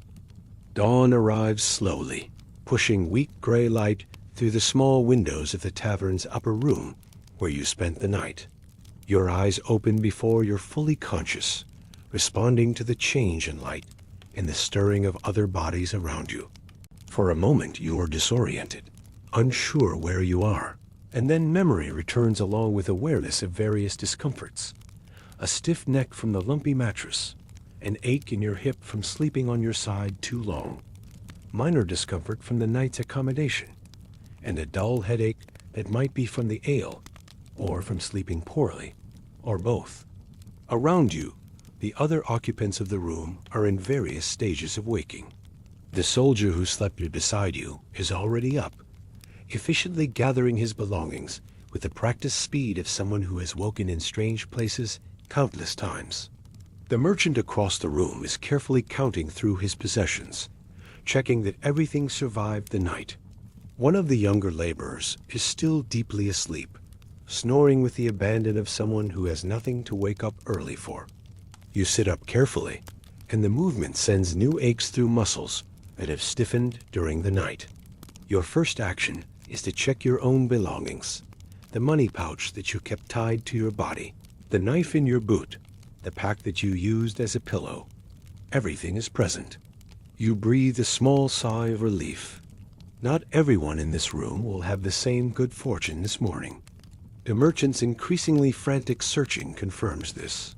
His second money pouch, the one he thought was cleverly hidden in his pack, is gone. His face cycles through emotions: disbelief, anger, resignation. He looks around the room as if the thief might still be here, might somehow reveal themselves. But of course, there's nothing to see. Whoever took it is either still sleeping with perfect innocence on their face, or they left hours ago while everyone else slept. He considers complaining to the tavern keeper, but then visibly decides against it. What would be the point? The keeper will claim no responsibility for items left unguarded. There are no witnesses. The money is gone, and that's simply the cost of not being careful enough. The merchant shakes his head and begins repacking his remaining belongings, moving a bit slower now, his confidence shaken by the loss. Standing up requires careful navigation because the floor is crowded with bodies and belongings. You step carefully between sleeping forms, retrieving your boots from where you left them and checking inside them before putting them on, a sensible precaution that experienced travelers always take. The boots are cold and slightly damp from condensation in the unheated room, but they're intact and ready to wear. The air in the room is thick with the accumulated breath of a dozen people sleeping in close quarters with poor ventilation. Everyone is eager to get downstairs, where the main room will have a fire going and fresh air coming through the door. You make your way to the narrow staircase and descend carefully. The wooden steps are worn smooth and slightly uneven, easy to slip on if you're not paying attention. The main room of the tavern looks very different in morning light than it did last night. What seemed mysteriously atmospheric in firelight and shadow now appears simply old and worn. The floor shows clear evidence of last night's activities. Spilled ale has created dark stains on the packed earth. Food has been scattered into the rushes, and several pieces of furniture are noticeably askew or damaged. The whole space smells of old smoke, stale beer, and the accumulated effects of many people spending many hours in close quarters. A few early risers are already present, sitting quietly at tables with cups of ale or pieces of bread. They look as tired as you feel, their faces showing the universal expression of people who drank a bit more than they intended and slept a bit less than they needed. The tavern keeper is nowhere to be seen yet, but his wife is already working in the kitchen area, and one of the serving girls is sweeping the floor with steady, mechanical movements that suggest she's done this every morning for years. The girl brings you a cup of ale without being asked morning ale, which is what everyone drinks to break their fast, because water is still unsafe, and tea and coffee haven't been introduced to England yet. This morning ale is weaker than what you drank last night, closer to the small beer given to children, just strong enough to be safe, but not so strong that it will cloud your thinking for the day's travel ahead. Some bread is available. Yesterday's bread that's now quite hard, but still edible if you dip it in your ale to soften it. There's no hot food this early. The fire has been relit, but not long enough ago to cook anything substantial. Later in the morning, after more customers have arrived and the day has properly begun, there might be porridge or eggs, but for now, it's just bread and ale. The minimum breakfast that keeps you from traveling on a completely empty stomach. The tavern keeper emerges from somewhere in the back, looking surprisingly alert for someone who was managing a crowded tavern until late last night.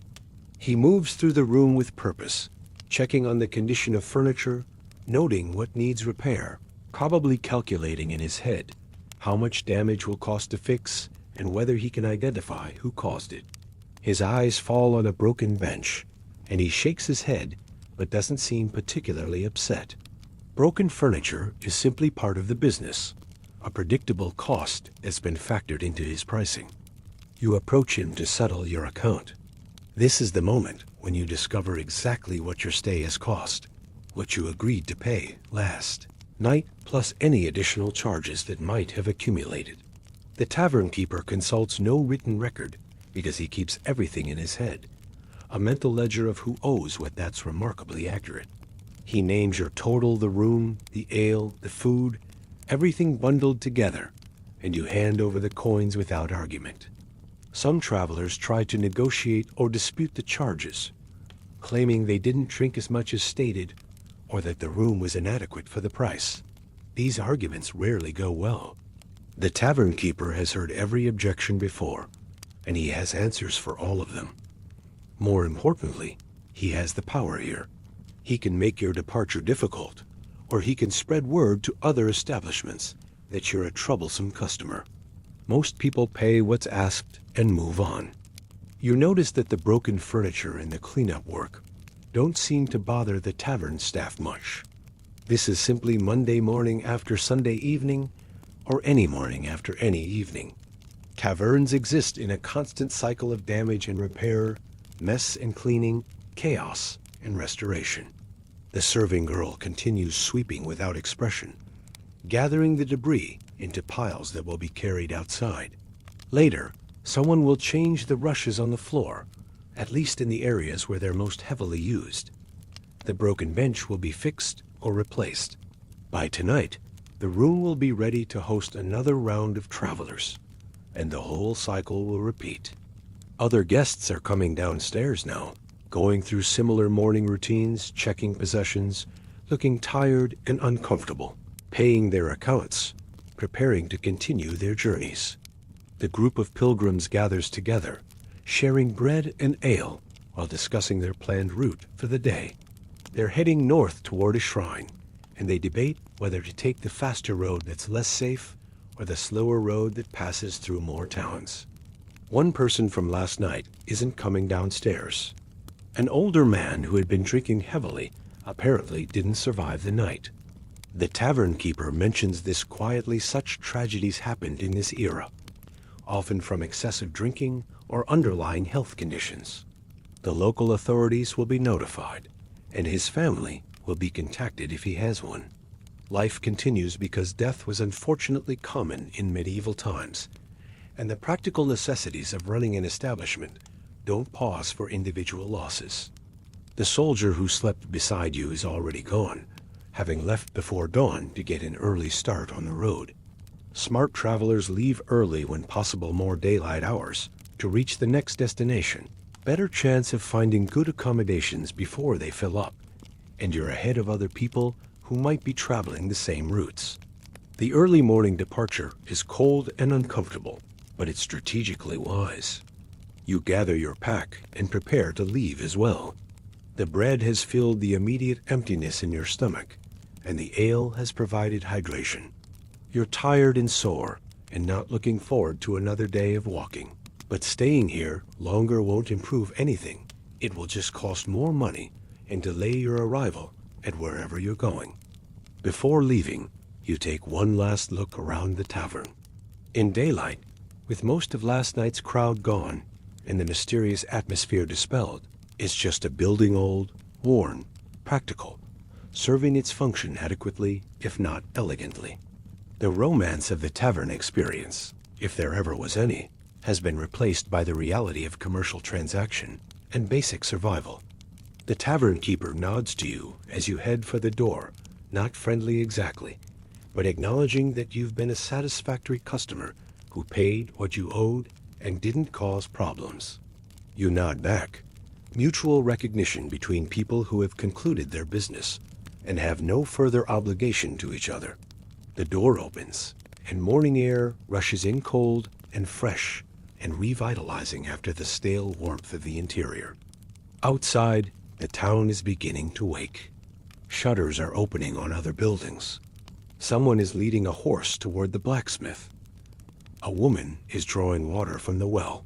Smoke rises from chimneys as breakfast fires are lit. The world that seemed so dangerous last night in the darkness now looks merely ordinary in the gray light of dawn, still not entirely safe, still full of potential challenges, but manageable for another day. You survived the night at the medieval tavern. You're slightly poorer, slightly dirtier, slightly more tired than when you arrived, but you're alive and rested enough to continue your journey.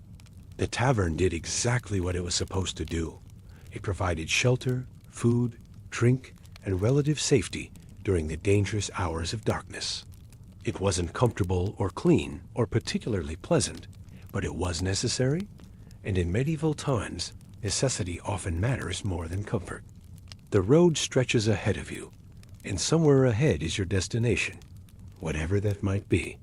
Behind you, the tavern is already preparing for its next cycle. The serving girl is still sweeping. The fire is growing stronger. The tavern keeper is calculating whether he needs to visit the market today for supplies.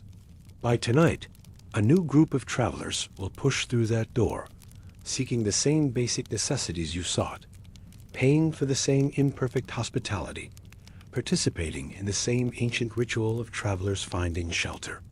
You adjust your pack, check that you have everything, and start walking. The tavern fades behind you, becoming memory rather than present reality.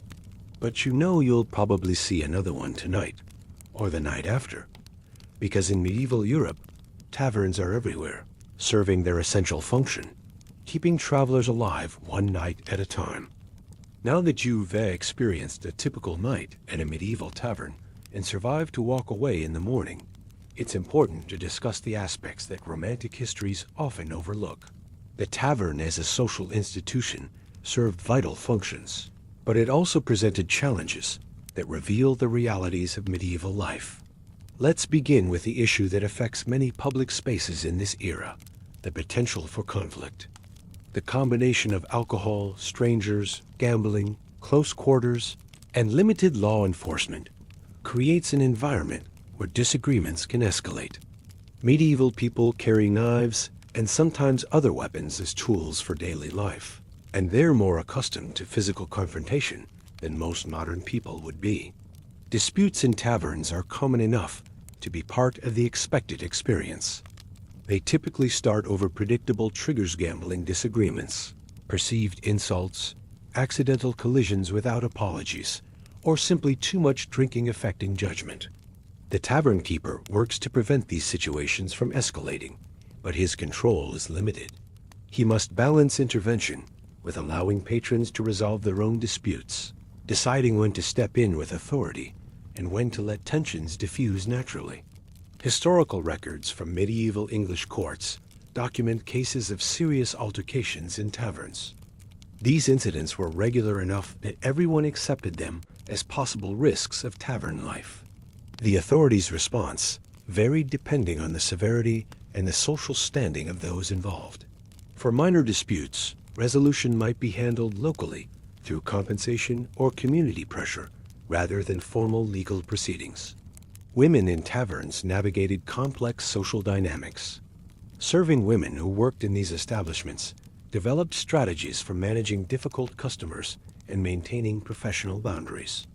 Female travelers faced assumptions and challenges based on medieval society's views about women in public spaces. The strategies women developed traveling in groups when possible, staying in shared accommodations, maintaining reserved behavior, were practical adaptations to the social expectations of the time. The church officially viewed taverns with suspicion as places that distracted from spiritual duties.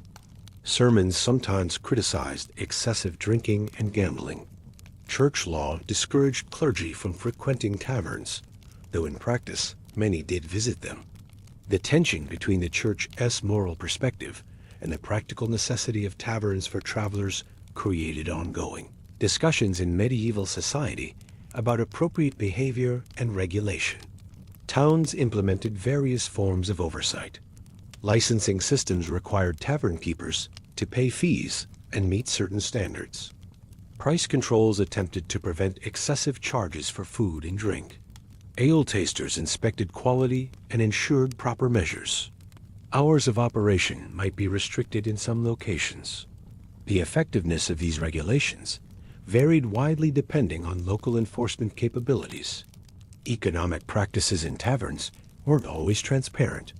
Watered-down ale, short measures, inflated prices for travelers with no alternatives. These were common enough that experienced travelers learned to be watchful. Smart travelers developed strategies to protect themselves, observing drinks being poured, clarifying prices in advance, keeping possession secured, and trusting recommendations from other travelers about which establishments were honest. Some taverns had poor reputations. Word spread among travelers about establishments that consistently overcharged, provided substandard accommodations, or were connected to criminal activity in the area. Travelers shared this information, creating informal networks of knowledge about which places to seek out and which to avoid. Health concerns were significant in an era before modern sanitation and medicine. Taverns, where many people from different places gathered in close quarters, could facilitate the spread of illnesses. The shared use of cups and utensils, limited washing facilities, and the presence of vermin all contributed to health risks that medieval people accepted as part of life in this time. Fire presented a constant danger. Medieval buildings constructed largely of wood and thatch, lit by open flames and heated by constantly burning fires, were vulnerable to accidental blazes. Taverns, with their cooking fires, candles, and crowded conditions, required careful management to prevent disasters. Historical records document instances of taverns being damaged or destroyed by fire, which was one of the most feared hazards of medieval urban life. Children in tavern-owning families grew up in the business, learning adult responsibilities at young ages. Medieval childhood was shorter than modern childhood by age 7 or 8.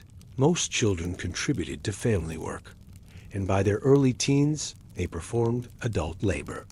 Children in tavern families learned commerce, customer service, and practical skills, though they also witnessed aspects of adult behavior that modern society would consider age inappropriate. The economic model of taverns often involved hard work for modest returns. Serving staff worked long hours, and compensation included wages plus tips of uncertain amount. Alewives who brewed ale negotiated prices with tavern keepers in a market where power dynamics often favored the buyer. The poorest travelers might be turned away from better establishments and directed toward cheaper options with fewer amenities. Seasonal variations created challenges for tavern operation. Winter brought travelers desperate for shelter, potentially leading to overcrowding. Summer brought more travelers overall. Harvest seasons affected food prices and availability. Wars disrupted trade routes and brought displaced people. The tavern keeper had to navigate all these variables while maintaining a viable business. The limited presence of formal law enforcement meant that justice in taverns was often handled locally and immediately. Communities developed their own ways of dealing with problems: social pressure, temporary banishment from establishments, informal arbitration by respected community members. This created a system where social connections and reputation often mattered more than formal legal rights. For all these challenges, taverns remained essential institutions. They provided imperfect but necessary solutions to real problems: the need for shelter, food, social connection, and safety during travel. Medieval people accepted the imperfections because the alternatives were often worse. They developed practical wisdom about how to navigate these spaces safely while benefiting from what they offered. Understanding these challenges doesn't negate the genuine value that taverns provided. It simply completes the picture, showing the full complexity of these institutions. They were places that combined community and commerce, shelter and risk, serving their essential function in medieval society despite their imperfections. The traveler who stays in multiple taverns learns to assess situations quickly, to exercise appropriate caution while remaining open to positive interactions, and to protect themselves while participating in the community. These skills of reading social environments, judging character, and balancing openness with prudence extend far beyond taverns, becoming valuable life skills in medieval society. As you walk away from your tavern experience, you carry both appreciation for the shelter it provided and awareness of the challenges you navigated. You're grateful for surviving another night, and you're more experienced in assessing such establishments. This balanced understanding, recognizing both benefits and limitations, is perhaps the most authentic way to understand what medieval taverns really were. They were neither romantic fairy tale settings nor simply dangerous places to be avoided. They were practical institutions serving necessary functions in a world with different standards and expectations than ours. They reveal much about medieval life, its hardships and its resilience, its dangers and its community bonds, its imperfections and its practical wisdom about survival. Standing on that medieval road as the tavern disappears behind you, it's worth considering what these establishments meant to the people who used them and what they've come to mean in the centuries since. The medieval tavern occupies a unique space in both history and cultural memory, a real institution that served practical functions, and a symbolic space that represents something larger about human community and survival. For the medieval traveler, the tavern was simply a necessity, as ordinary and essential as roads or bridges. It was infrastructure for human movement, part of the network that made long-distance travel possible at all. Without taverns, trade would have been severely limited, pilgrimages would have been far more dangerous, and the movement of people and ideas that characterized medieval Europe would have been greatly reduced. In this practical sense, taverns were as important to medieval civilization as ports or markets or churches. The economic impact of taverns extended far beyond their immediate transactions. A successful tavern created employment not just for the keeper and his family, but for brewers, bakers, suppliers of meat and vegetables, stable workers, and various craftspeople who maintained the building and equipment. Money that travelers spent at taverns circulated through local economies, supporting farmers and merchants and artisans. In market towns, taverns were essential to commerce. They were where deals were negotiated, where merchants stayed while conducting business, where information about prices and supplies was exchanged. Taverns also served as informal communication networks. In an age without newspapers, telephones, or internet, information traveled with people, and people congregated in taverns.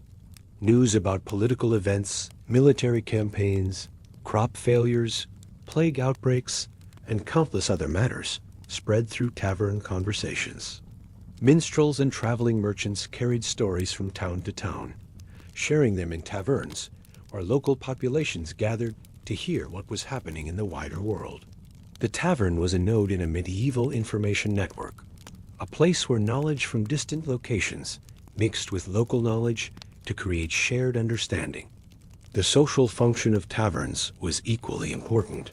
For local residents, the tavern was a community center, a place to gather apart from church and market square. It was where friendships formed, where arguments were settled, where celebrations happened, where community decisions were discussed informally before being formalized in more official settings. The tavern provided a social space that wasn't controlled by religious or political authorities, allowing for conversation and interaction that might not happen elsewhere. For travelers, the tavern offered temporary community in places where they had no family or established connections. It provided human company during journeys that could be isolating and frightening. The simple act of sitting at a communal table, sharing a meal, exchanging stories with strangers who might become brief friends, these experiences made the loneliness of travel more bearable. The tavern was a reminder that even far from home, human community existed and could be accessed. Women's relationship with taverns was complex and often contradictory. Alewives, women who brewed and sold ale, were essential to the tavern economy and often ran successful independent businesses. The brewing trade was one of the few areas where women could operate with relative autonomy and earn significant income. However, women in taverns also faced assumptions and pressures that men didn't, and their participation in this public commercial space challenged medieval ideas about appropriate female behavior. The tension between taverns and religious authorities reflected larger debates about pleasure, commerce, and spiritual life in medieval society. The church recognized that humans needed places of refuge and that travelers required accommodations. But it worried about excess, about people spending money on ale that should go to the church or the poor, about time spent in taverns that should be spent in prayer. This tension never fully resolved. Taverns continued to operate with varying degrees of church approval, and people continued to balance their spiritual obligations with their practical needs and their desire for community and entertainment. Regulations around taverns evolved throughout the medieval period, reflecting changing attitudes toward commerce, public order, and individual behavior. Early medieval taverns operated with minimal oversight, but as towns grew and trade expanded, authorities implemented increasingly detailed rules. These regulations tell us much about medieval concerns, fears about cheating and poor quality, worries about disorder and violence, desires to extract tax revenue, and attempts to maintain moral standards. The fact that regulations needed constant renewal and enforcement suggests that compliance was never complete. The taverns existed in a space between law and practice, where informal arrangements often mattered more than official rules. The physical structures of taverns rarely survived into modern times. Built of wood and thatch, they were vulnerable to fire, decay, and replacement as building techniques evolved. The few medieval taverns that do survive have typically been rebuilt multiple times, with only fragments of original structure remaining. This physical absence means we must reconstruct tavern life from written records, archaeological evidence, and comparative analysis of later buildings, creating a picture that's necessarily incomplete. Literary representations of taverns began in the medieval period itself and continue to shape our understanding. Chaucer's Pilgrims telling stories in the Tabard Inn, Robin Hood and his men carousing after successful raids, Arthur's knights gathering in halls that functioned much like taverns. These fictional depictions both reflected and shaped perceptions of what taverns were and meant. Literature emphasized the communal, celebratory aspects of tavern life, while often downplaying the discomfort, danger, and economic exploitation that were equally real. As medieval period ended and early modern period began, taverns evolved but retained their essential functions. The introduction of coffee and tea in the 17th century created new types of establishments, and the pub as we know it developed from these medieval roots. Many traditions that seem quintessentially English, the local pub as community center, the importance of beer in social life, the tradition of pub names and hanging signs, have direct connections to medieval tavern culture. The romantic reimagining of medieval taverns began in earnest during the 19th century, when medieval revival movements looked back to an imagined past of community and simplicity. Artists painted cozy tavern scenes with roaring fires and jolly patrons. Writers created stories of adventurers meeting in atmospheric inns before setting off on quests. This romanticized vision emphasized warmth, camaraderie, and adventure, while ignoring the lice, the danger, the exploitation, and the simple discomfort that were equally authentic parts of tavern experience. Modern fantasy literature and gaming have continued this romanticization while adding new elements. The tavern has become a narrative convention, the place where adventurers meet, where quests begin, where information is gathered, where victory is celebrated. These fictional taverns draw on medieval reality, but transform it into something that serves story purposes rather than historical accuracy. The result is a cultural image of the medieval tavern that's universally recognized, but significantly different from the historical reality. Understanding the real medieval tavern helps us appreciate both what we've gained and what we've lost. We've gained comfort, safety, sanitation, and legal protection that medieval travelers could barely imagine. A modern traveler can find clean, safe accommodation in almost any location, can drink water without fear, can sleep without worrying about theft or violence, can expect legal recourse if mistreated. These are extraordinary advances that we too often take for granted. But we've perhaps lost something of the raw human community that medieval taverns fostered. When comfort and safety are guaranteed, when private rooms are standard, when entertainment comes from screens rather than live performers, when strangers remain strangers, something of the intense social interaction of the medieval tavern disappears. Modern travelers can cross entire countries without having a meaningful conversation with another human being, something that would have been nearly impossible in medieval times. The medieval tavern reminds us that human needs are both physical and social. We need shelter, food, and safety, but we also need community, story, and connection. The tavern provided all of these, imperfectly but effectively, in an era when survival itself was never guaranteed. It was a space where strangers became temporary companions, where isolation was temporarily relieved, where the hardship of travel was made bearable through shared experience. For the modern person interested in history, understanding medieval taverns offers insights into daily life that grand histories of kings and battles often miss. The tavern reveals how ordinary people actually lived, what they valued, what they feared, how they managed practical problems, and what brought them joy. It shows us medieval life from the inside, from the perspective of people trying to survive and find moments of pleasure in a difficult world. The tavern also reminds us of continuity across time. The basic human needs that drove medieval travelers into tavern safety, food, rest, community, are the same needs we have today. The social dynamics of strangers gathering in a commercial space, the balance between caution and openness, the desire for entertainment and connection, these haven't changed even as technology and social structures have transformed. Understanding medieval taverns helps us understand something fundamental about human nature that transcends any particular historical period.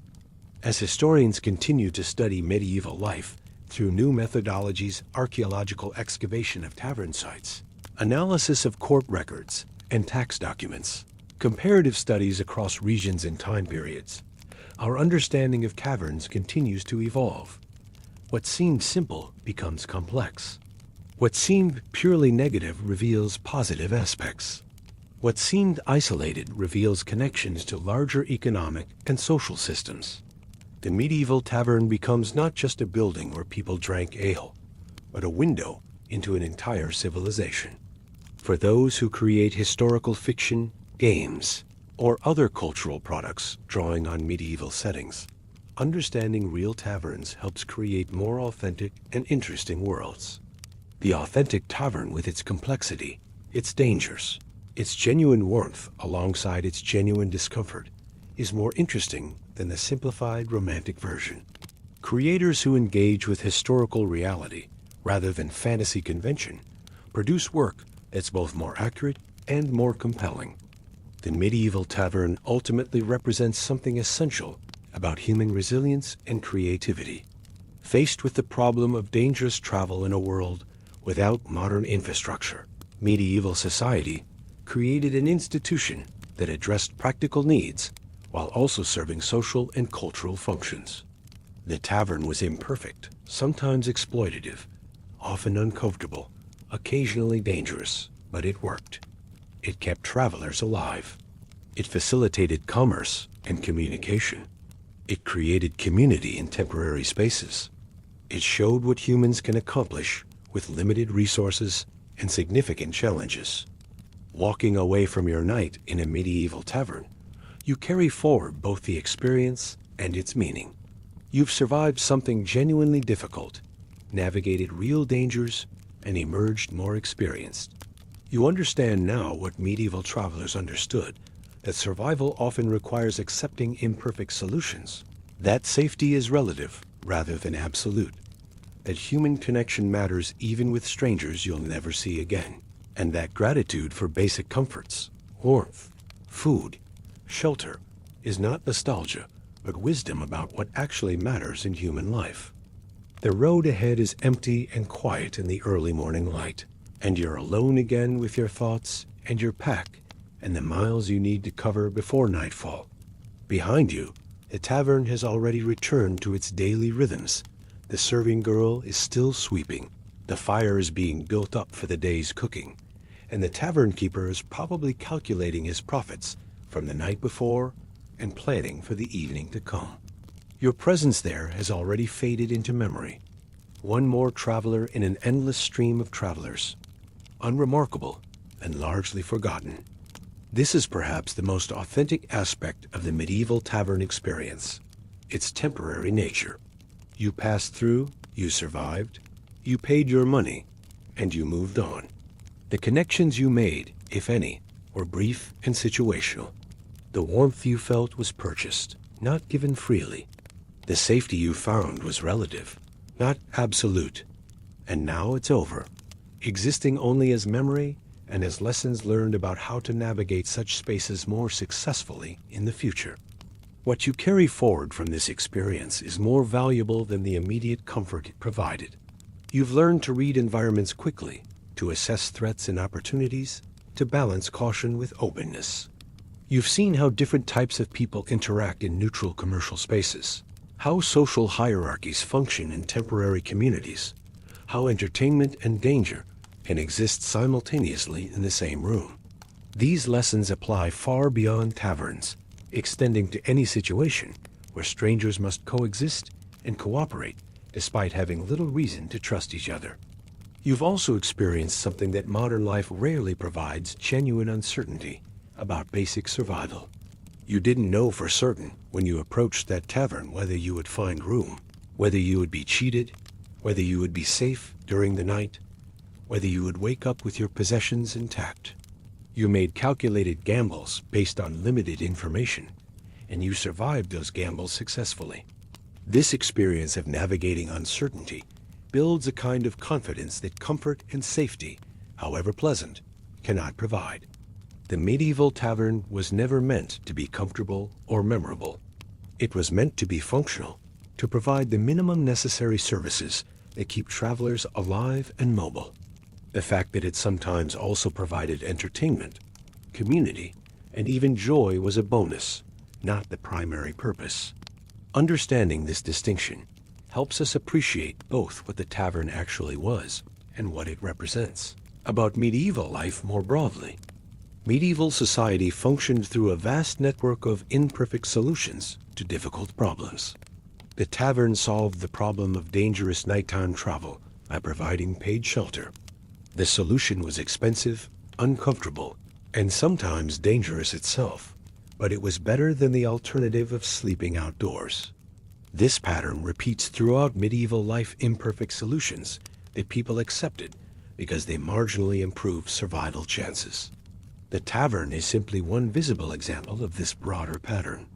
The people you encountered in the tavern, the exhausted travelers, the gambling laborers, the calculating merchants, the hard-working serving staff, the pragmatic tavern keeper, were all engaged in the same fundamental activity, trying to survive in a world that offered no guarantees.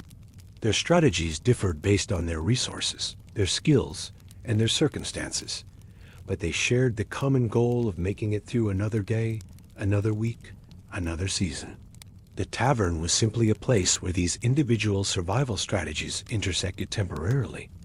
This shared struggle created a kind of solidarity that transcended social differences. The wealthy merchant and the poor laborer might have nothing else in common, but they both needed shelter from the night, and they both understood what it meant to be vulnerable on the road. This temporary equality was never complete and never erased the real differences in power and resources, but it created moments of genuine human connection across social boundaries that were otherwise quite rigid. The entertainment you witnessed, the music, the stories, the games, the laughter represented something essential about human nature. Even in difficult circumstances, even when survival is uncertain, people create joy. The minstrel playing his lute, the laborers joking over their dice game, the spontaneous singing along with familiar songs, these weren't distractions from the serious business of survival. They were part of survival, necessary reminders that life contains more than just suffering and struggle. The human community can create moments of beauty and pleasure even in the midst of hardship. The food you ate was simple and imperfect, but it sustained you. The ale you drank was cloudy and strange tasting, but it was safer than water. The bed you slept in was uncomfortable and shared with strangers, but it protected you from the freezing night. Medieval life required accepting these kinds of compromises, constantly taking what was available rather than what was ideal, being grateful for imperfect solutions because they were better than nothing. This acceptance of imperfection is perhaps what most separates medieval sensibility from modern expectations. We expect food to be safe, beds to be comfortable, accommodations to be private, transactions to be fair. When these expectations aren't met, we feel cheated or wronged. Medieval travelers had learned not to expect much, which meant they could be pleasantly surprised when things went well, rather than constantly disappointed when they didn't meet impossible standards. The morning departure from the tavern symbolizes the fundamental transience of medieval life. Nothing lasts. Comfort is temporary. Communities form and dissolve. You move from place to place, situation to situation, never settling, never quite belonging anywhere except in the moment. For travelers, this transience is obvious and constant, but in different ways, it characterized all of medieval life. Plague, war, famine, accident, any of these could end stability and force movement. The traveler's life of constant transition was simply a more visible version of the uncertainty everyone lived with. Your route today will probably lead to another tavern tonight, or perhaps to a monastery offering hospitality, or maybe to a private home where you might pay for accommodation. Each place will have its own character, its own rules, its own dangers and comforts. You'll navigate each one using the skills you've developed, the lessons you've learned, and the hard-won wisdom that comes from repeated exposure to uncertain situations. This is how medieval travelers survived, not through having perfect information or guaranteed safety, but through becoming skilled at assessing and managing risk. The medieval tavern stands in our historical memory as a symbol of much that medieval life represented. It was commercial, but not impersonal. It was dangerous, but necessary. It was uncomfortable, but communal. It showed people at their worst and at their best, sometimes in the same evening, sometimes in the same person. It revealed how societies function when resources are scarce, when law enforcement is limited, when survival isn't guaranteed, and when people must create working systems from very basic materials and simple agreements. For modern audiences, understanding medieval taverns provides a window into a worldview that's both foreign and familiar. The basic human needs haven't changed. We still need shelter, food, safety, community. But the ways those needs were met, the expectations people had, the risks they accepted, and the strategies they developed are profoundly different from our own. Learning about these differences helps us understand not just medieval history, but also human adaptability and resilience more broadly. The tavern also reminds us that historical reality is always more complex than popular imagination suggests. The romantic image of the cozy medieval inn with its warm fire and jolly innkeeper isn't entirely wrong. Those moments existed and mattered to people who experienced them. But they existed alongside discomfort, danger, exploitation, and uncertainty. Both versions are true. The challenge for anyone trying to understand history is to hold both truths simultaneously, to recognize complexity without demanding simplification. As you walk forward into your day, the tavern experience fades but doesn't disappear. It becomes part of your accumulated experience, another data point in your understanding of how the world works and how to navigate it. You're slightly different than you were yesterday, more experienced, more cautious perhaps, or maybe more confident, or simply more aware of how much you don't control and how much depends on luck and circumstance. The medieval traveler couldn't afford to dwell too much on the past or worry too much about the future. The present demanded constant attention. Watch the road for hazards, monitor the weather, calculate distances and time, stay alert for threats. This enforced mindfulness, this necessity of living in the present moment, was both burden and gift. It meant never fully relaxing, but also never being lost in abstract worries about problems that might never materialize. The sun is higher now, and the morning cold is beginning to ease slightly. Other travelers have begun appearing on the road, a cart hauling goods to market, a group of pilgrims walking together, a messenger riding fast with some urgent communication. You exchange nods with some, brief words with others, but mostly you maintain your own pace and your own private thoughts. Each person on this road is engaged in their own journey, their own story, carrying their own purposes and worries and hopes. Tonight there will be another tavern, another negotiation for food and shelter, another evening of watching strangers and protecting your possessions, and finding some small comfort before the next day's travel. The pattern repeats because the need repeats. As long as people travel, as long as night falls and temperatures drop and dangers increase with darkness, there will be places offering shelter for a price. The forms might change. The medieval tavern becomes the coaching inn, becomes the roadside motel, but the essential function remains constant. The medieval tavern did its job adequately, if imperfectly, serving its purpose in an imperfect world. It kept you alive for another night. It provided food and shelter and relative safety when the alternative was exposure and vulnerability. That it did so, while also sometimes providing entertainment and community and glimpses of shared humanity, was a bonus, but not the core function. The tavern's legacy is practical rather than romantic. It was infrastructure that worked well enough to matter, an institution that solved real problems with available resources. You're walking away from this particular tavern now, but the experience it represents of humans creating functional systems to address survival needs, of commerce and community mixing in commercial spaces, of strangers finding temporary solidarity in shared circumstances, continues in different forms in every society, including our own. The medieval tavern is gone, but what it represented about human nature and human needs persists. The road stretches ahead, and somewhere at its end is whatever destination drives you forward, a distant city where business awaits, a holy site you vowed to visit, a home you're returning to after absence, or simply the next town where you'll rest before continuing further.